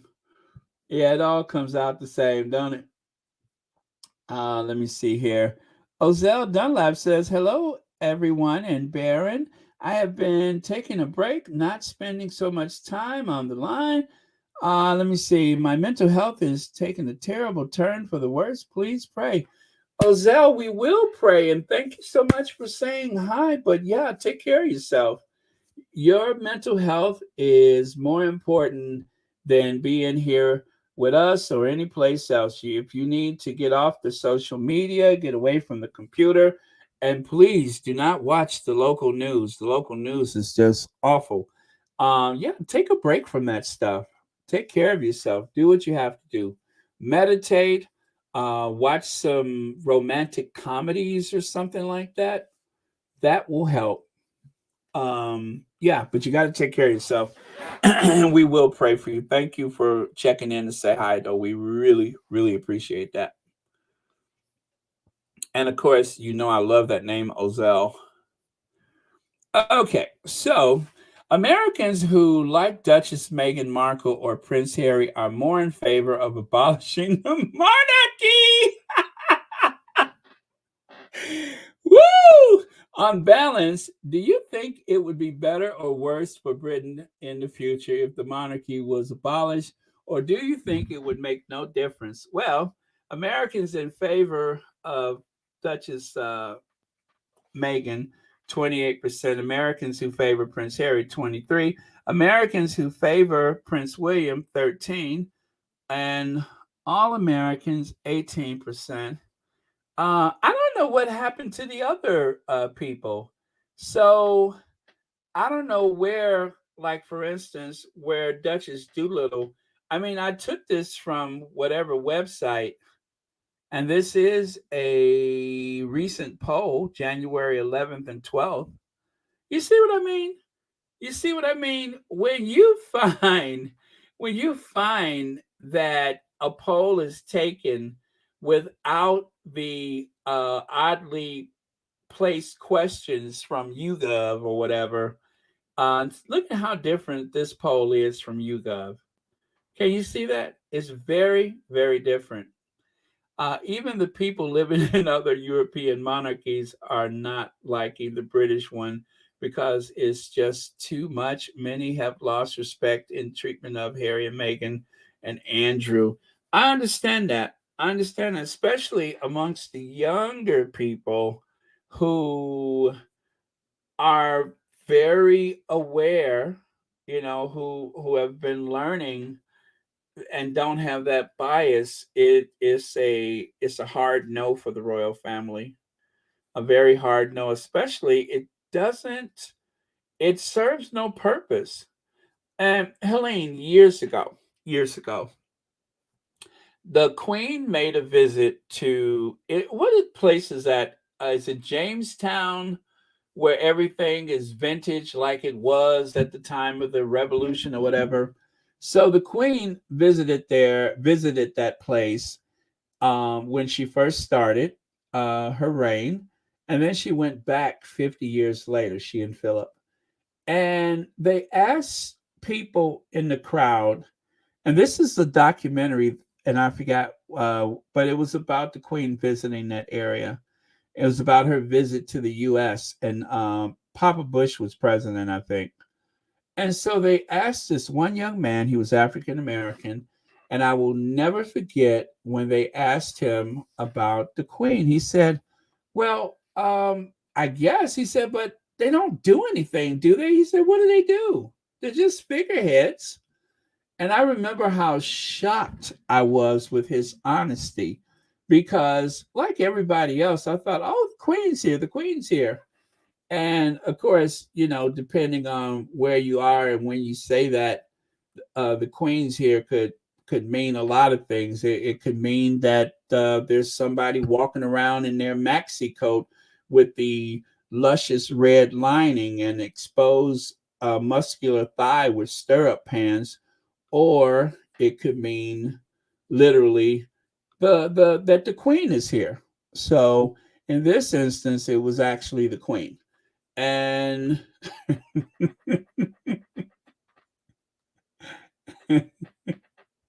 thank you, folks. I'll be here all week. Thank you. Thank you. I'll be on the promenade deck. Thank you. Find me in the Lido room. Thank you, folks. I'll be here all week. Thank you. Anyway,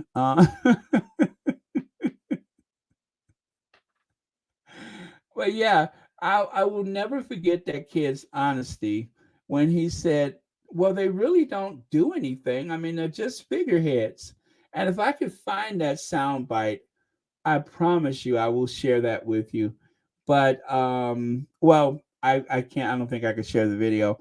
But I just remember that was his reaction, and at the time, I was a bit startled by it because, I and I'm going to tell you, it was because of Princess Diana. And to accept that the Queen was a figurehead would mean accepting that Diana was part of a very useless institution. And I just didn't want to see it that way. You understand what I'm saying? I didn't want to say or feel or do anything that would have felt like I was delegitimizing Diana's right to be a princess.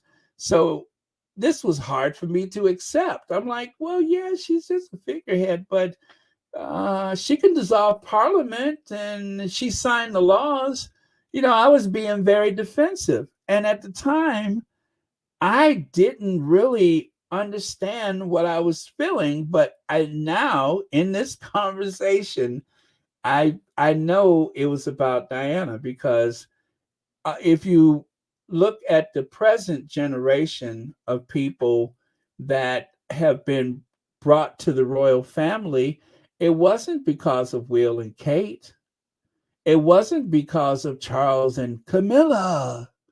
It was because of Princess Meghan.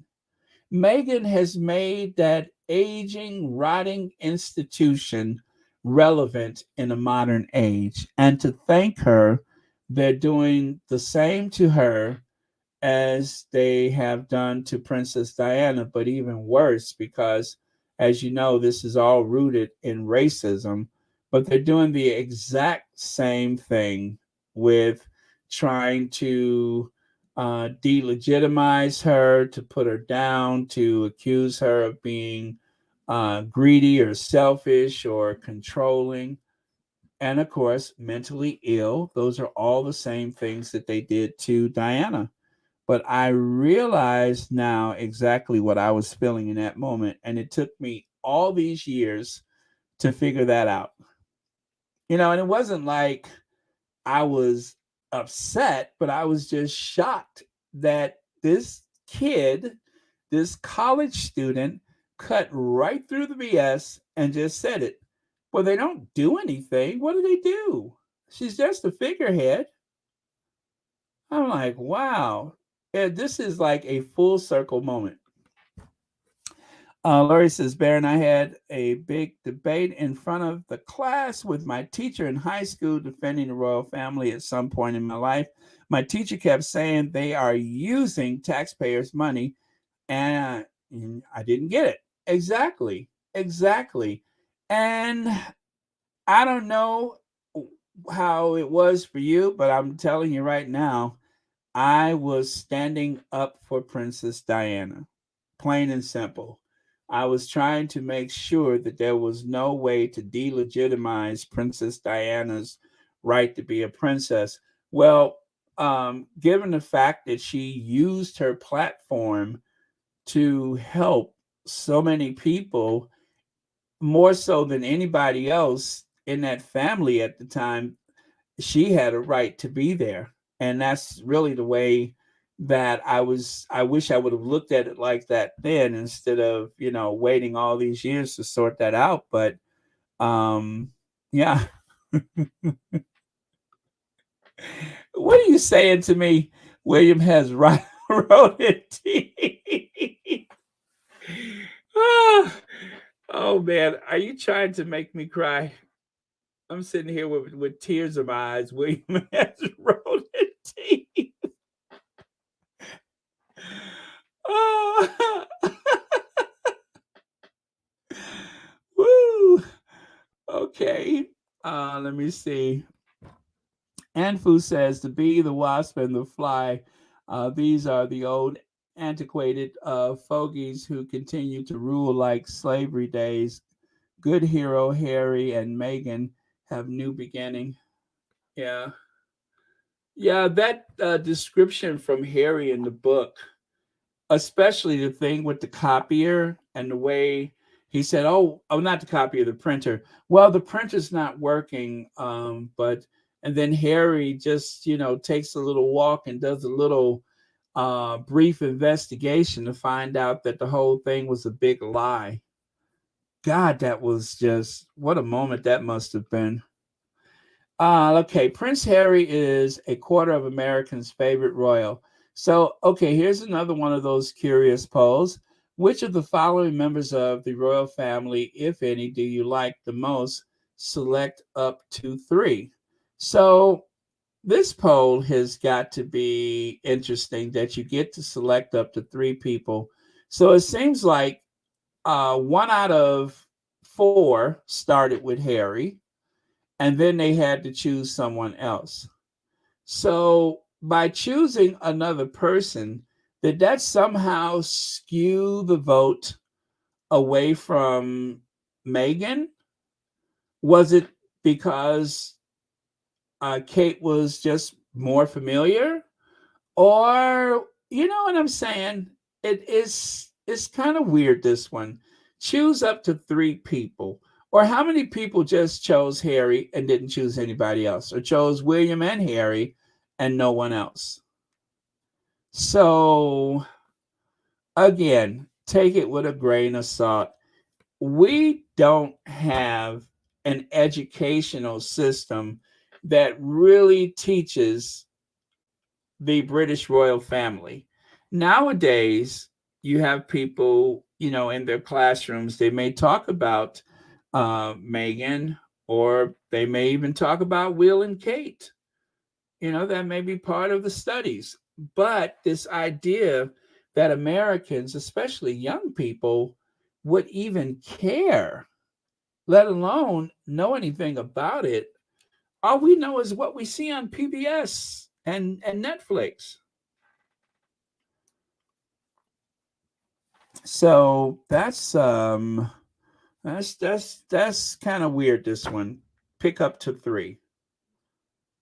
And I'm surprised only 1% for Wessex, Earl of Wessex. I would have thought they'd have just left that blank. Who even knows? How many people know that the Queen has a fourth child? Oh man. Okay. Without making respondents choose between family members through nearly the same amount of, though the same amount of Americans has a favorable opinion of Prince Harry, 41% versus William, 40%. More Americans, 47%, however, say they have a favorable perception of Princess Kate Middleton, who also tops favorability for Duchess Meghan Markle, 35%. And the King Charles, 25%. And note, baby boomers and older are more likely to have a favorable opinion of Prince William or Princess Kate Middleton, 57%. Then the Gen Zers and millennials, 33 and 43% respectively.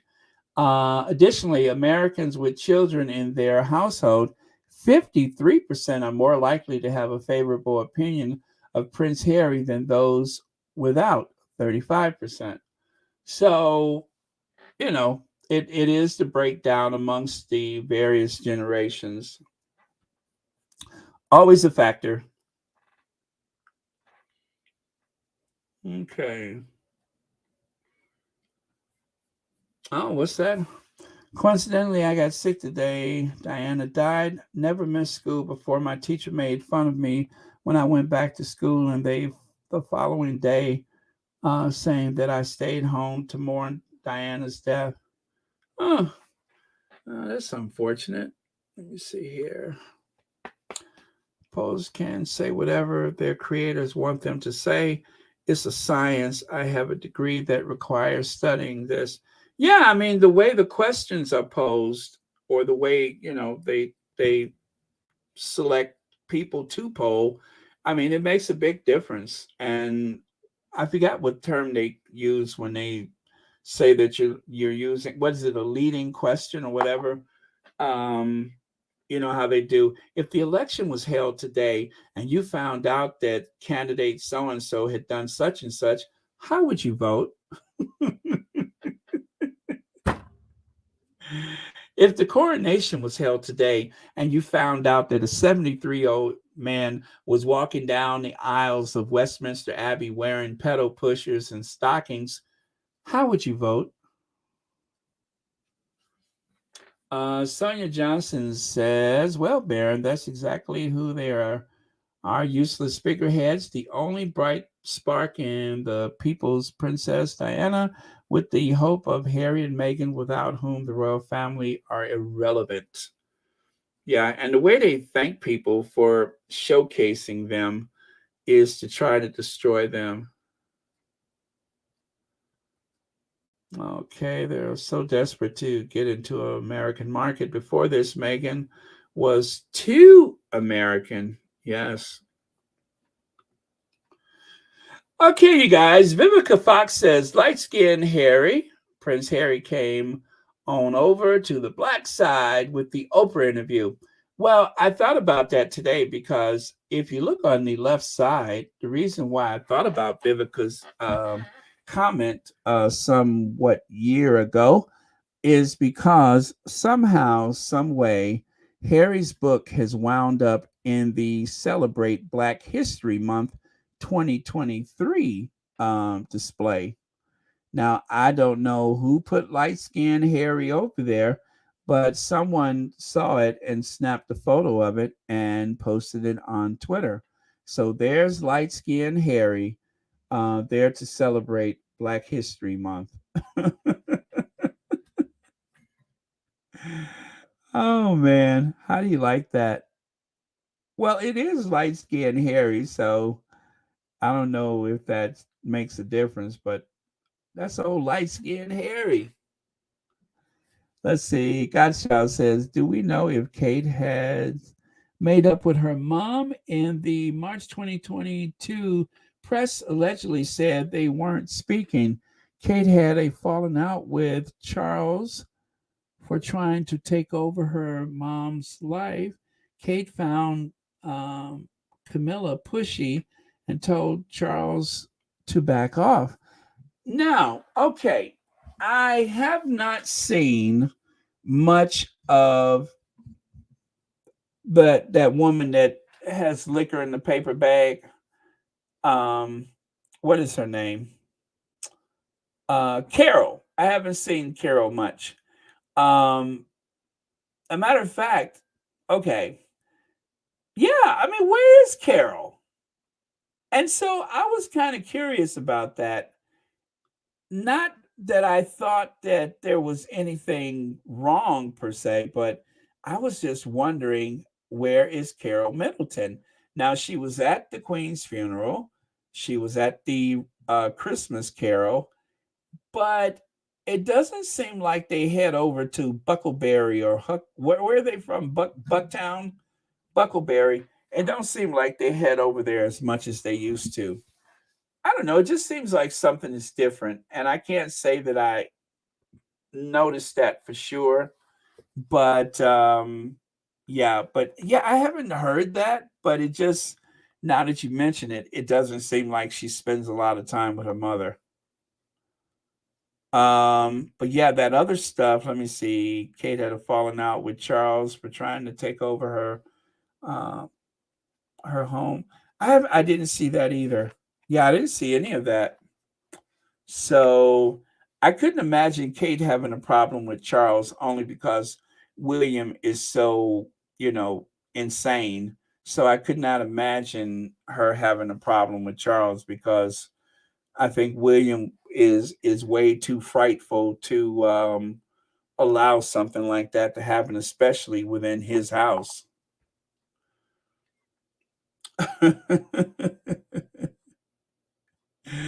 Oh man. Okay, thank you for clarifying that for me. That Carol Middleton, she did it. That Carol Middleton. Carol. You guys, Miss Wells, Darcy Coria. Is it Coria or Yeah, I guess it's Coria. She was in a car accident, and I think she's broke her pelvis and a couple of vertebrae. And so she's pretty badly hurt.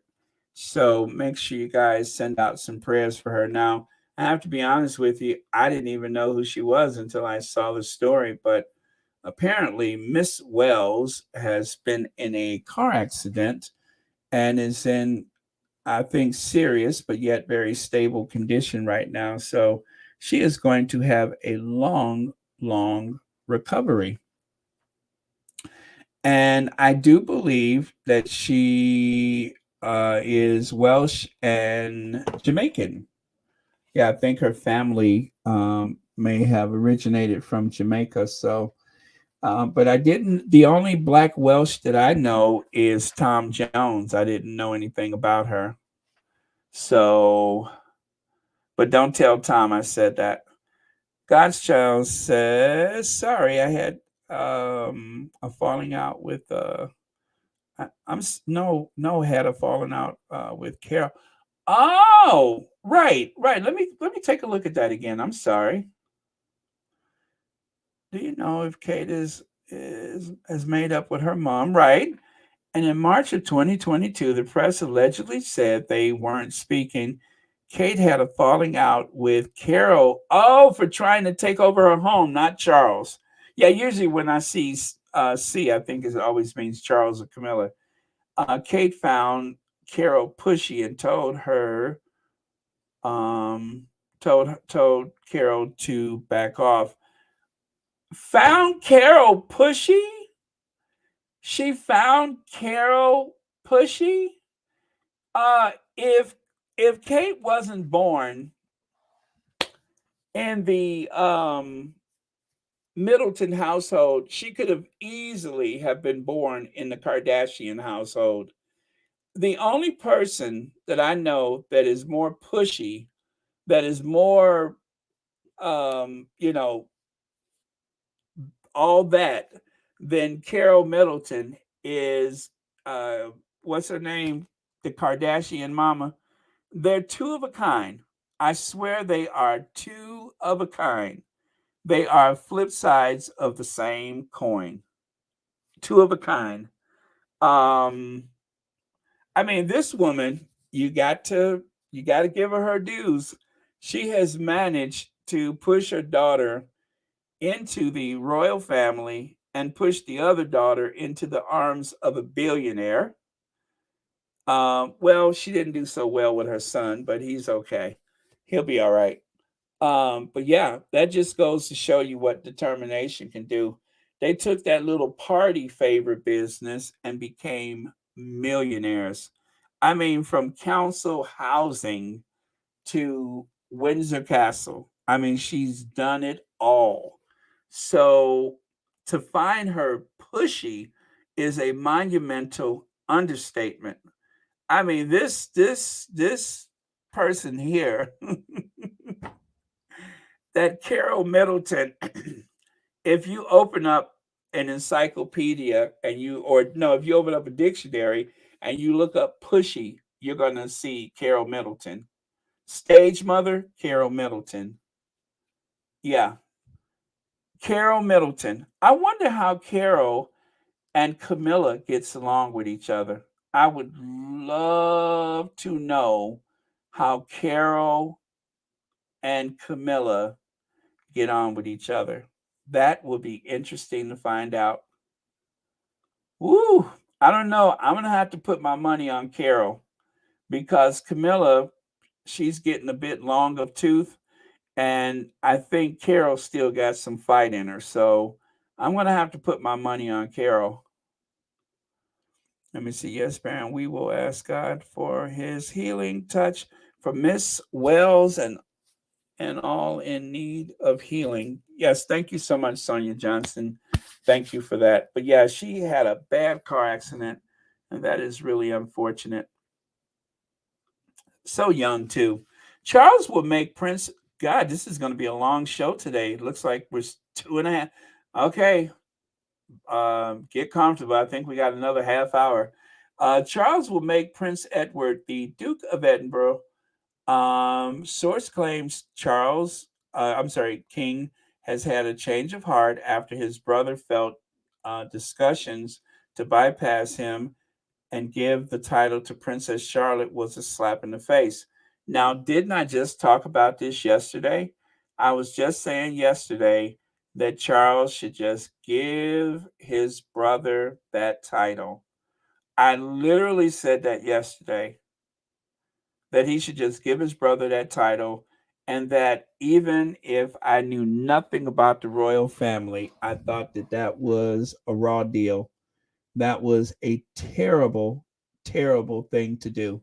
To even allow that discussion to flourish was an embarrassment to his brother, which just goes to show that Charles does not protect anybody in his life. He doesn't protect anyone, no one, not his mother, not his children, not his siblings, and not even that uh, emotional support creature that he's married to. He doesn't support anyone. He doesn't protect anyone. Why would a person allow something as embarrassing as this become a conversation? No matter how you feel about Edward, but I'm just saying, in principle, why would anybody let something like this fester? Why would you let the royal family and the British press go to war against an infant over a name?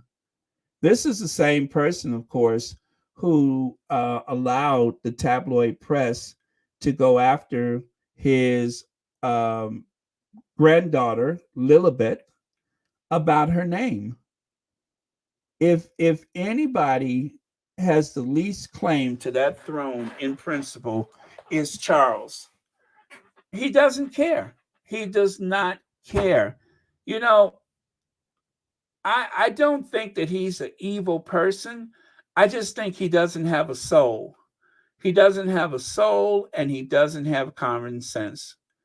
He just doesn't care. He does not read the room. An infant child is given the name of your mother or the namesake of your mother. and you allow the British tabloid press to go to war with a child over a name that she never asked for, a name to honor your mother. So it shouldn't surprise me that when it comes to his brother, that he leaves this poor wretched soul who doesn't have any aspirations in life to twist in the wind, to wither on the vine by ignoring something you agreed to, not as a child, not as a teenager, but as a 30-something-year-old adult. You agreed with your parents that he would receive that title. So, how did that conversation ever happen? This man, oh, I'm sorry, went too far. This man does not deserve any happiness in his life because he is a miserable, misguided, drawn up old prune of a person. That's disgusting. I mean, y'all know how I feel about Edwina. Edwina is just a joke for me. But this is disgusting. This was so heartless to do something like that. And then let us not forget that in the center of all of this wickedness is a child. You bring this child into this very misguided attempt to cause embarrassment and to flex your power. That is what's so tragic about it, is that the child is completely innocent, and that useless clothes horse brother of yours has no aspirations in life. Anything that he had that to offer the world was stripped away from him because he was embarrassing the family. And not only that, his wife dresses like she just dug something out of a car boot sale. I mean, the poor guy, his wife is walking around in something that looks like a bin liner. I mean, she literally looks like she went down to the fabric store and sewed that herself and then went to whatever royal variety show. So I hope that along with the title that she gets a clothing allowance. Please, God, let her receive a clothing allowance. Yes, that's Ford Fiesta, but that's somebody's mama walking around with them big, baggy, frumpy, matronly dresses. The poor thing almost got her breast tied up into her waistline. I mean, she need bras, she need dresses. You know what I'm saying? She is well past the 18th hour. That poor thing is like on the 23rd hour. She needs undergarments with support. She needs dresses, shoes, hats. She needs all kind of stuff. So, along with the title, please give her a proper clothing allowance because she puts the frump in frumpy, and that should not happen. If you really want to modernize the monarchy, modernize Ford Fiesta because she looks a mess, a big sloppy mess. And look at her, the poor thing wearing that god awful garish green dress, and you see the reflection of Kate in the mirror because she's sitting there thinking, okay, I've been married to them, they, for what, 22 years, 23 years, and I'm still a countess. I thought I was supposed to be a duchess by now. And yet, Charles, cruel, mean spirited Charles, is allowing them to twist in the wind, allowing them to crawl across the arid desert of Count and Countess. So, pretty sad stuff. And I think it's high time that Charles gives them that title. Now, I said yesterday, I said he'll probably wait until the coronation and make it official so it'll look like he's being benevolent and kind hearted. But whatever the case is, I'm just tired of looking at those sad, pathetic faces. I mean, they look so pathetic. Look at them. Every day they are humiliated by the fact that they have been working for that family as a team for almost 25 years and still have not been anything else but Prince Edward and the Countess of Wessex. So give them that title. They've earned it. They've earned it. That poor guy has worried his hair off his head. Shelly L says, I'm actually surprised she's stepping out like that. Gay men don't usually let their friends out of the woo out of the house looking crazy.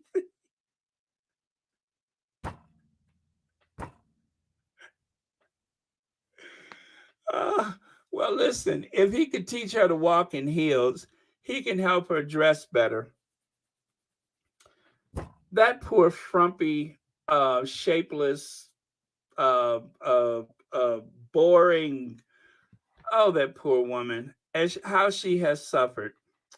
Uh, however, I am never going to forgive her for the way she did Meghan, ever, ever.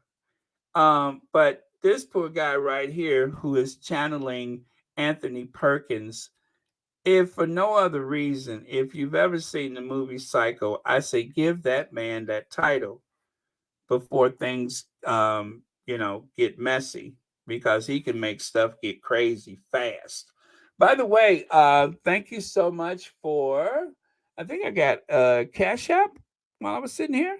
Thank you so much for the Cash App. I won't say the name, but thank you so much. And thank you for watching Royal Sussex.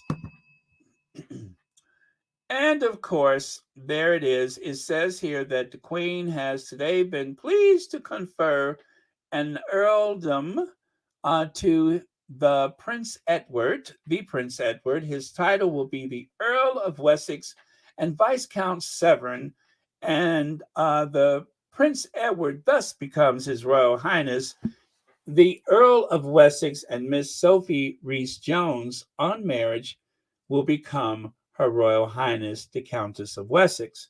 The Queen and the Duke of Edinburgh and the Prince of Wales have agreed that the Prince Edward should be given the Dukedom of Edinburgh in due course, meaning that when Philip's die, when the present title now held by Prince Philip eventually reverts to the crown. Well, it has reverted to the crown, right? And the queen has died. And so, you know what they say, the queen is dead. And if the queen is dead, then that means long live the queen. Yes, the queen is dead. So long live the Queen Edwina.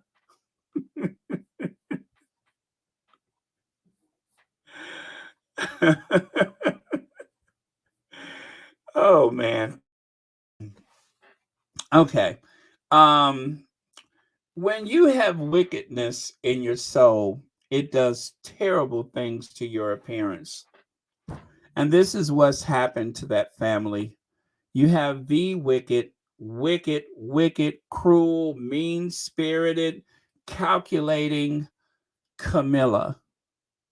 And look at what hate and hostility, cruelness has done to her. It can't be easy. I mean, she's turning into a gargoyle, a gross characterization of what she used to be. And I think that is probably going to be something that happens to the next queen consort. All the shadiness and maliciousness and you owe me apologies, and you can't talk about my hormones. It's all going to catch up to her too. So if I were the, Princess of Wales, the current Princess of Wales, I would take a page out of Camilla's book, because you don't want this to happen to you, do you? I mean, you're aging before our eyes. And the same with Charles. Charles has become like a garden gnome. That poor sloppy mouth, rubber face, organic egg wearing, double breasted ducktail suit sporting Charles looks like some kind of character out of a children's book. And then, of course, there's Willie, yellow teethed, bald headed, wrinkled faced.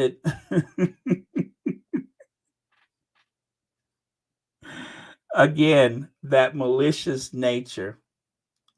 But when you are right, when you're righteous, when you're right with God, you're blessed. You're blessed. You're beautiful. You're radiant. You wear minimal makeup. You wear beautiful clothes. You have a beautiful mansion with a view of the ocean in California. That's what happens when you're right with God. And also, when you're truthful, when you're truthful, a weight has been lifted off for you. When you're truthful, you see hair where there isn't any. You see brains and lean muscles, and of course that incredible blue-eyed gaze, ginger hair. That's what happens when you're righteous, right? You're blessed. You're both blessed. Yeah, you got a little red curly fro. Don't know where that came from, but you got it. And of course, you have the number one podcast. You done knock Joe Rogan off his throne, and boy, you look good for 41 years old. That's what happens when people are righteous, when they're right with God, when their heart is in the right place. Everything just works out for you. So as for the rest of them, with their aging, twisted, yellow teeth, rubber face, and craters where there used to be skin, that's because they're cruel, mean-spirited, over-injected people. So, and with that, you guys, all I can say is be blessed and be right, be righteous, be fair, honest, loving, giving, and who knows? You might be hearing from Netflix soon, or Spotify, or Better Up. And anyway, that's it for today, you guys. Sorry that was longer than I expected. And thank you to the other content creators that came to visit. Greatly appreciate it. And thank you to the Mod Squad for always keeping this a safe space. I went through yesterday, by the way, you guys, and cleared out all of those people that needed to be blocked. So I'm pretty sure there'll be a new batch of haters in there. As a matter of fact, I made sure I titled this video to ensure that the haters would come to dine at Royal Sussex.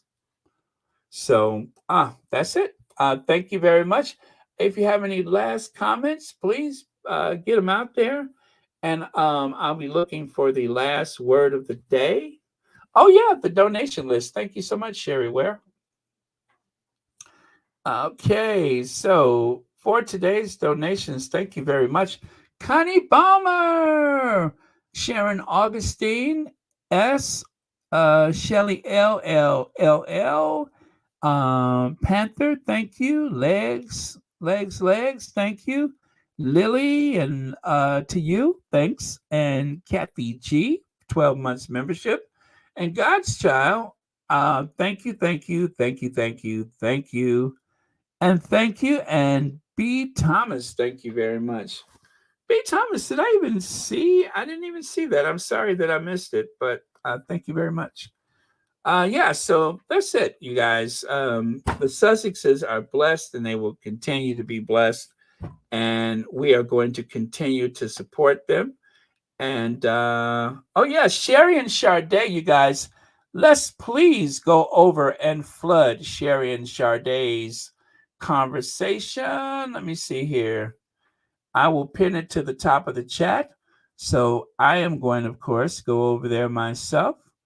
Oh no, wait, I did that wrong. There we go. I clicked go to channel, replace. There we go. All right, it's at the top of the chat. That is the link for Sherry and Sade in progress. And oh wow, looks like she's having a live chat. So okay, I am over there now because I'm sitting at my desktop computer. And I will see you guys over there. No after show today because I was on 5 hours last night. So see you over at Sherry's. And thank you all for being here. Thank you for your contributions and your comments and your likes, shares, and subscribes. Make sure you do subscribe if you're not. Thank you to our two queens. And our last word of the day is bye. Stay safe. Okay, I like it. Thank you, Kathy A. And it is time to cue Ginger Avenger.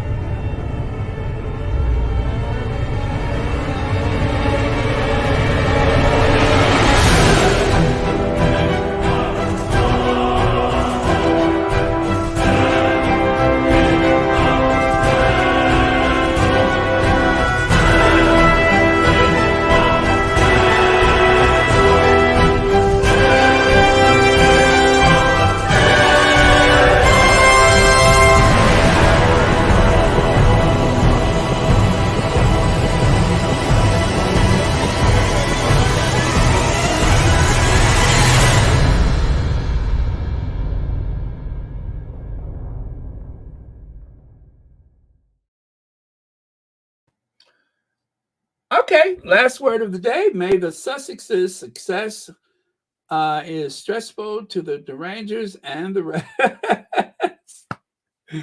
You know, that's why I titled the video the way I did, is because I was trying to get the Rangers a headache. All right, thank you for that. See y'all. Love you guys.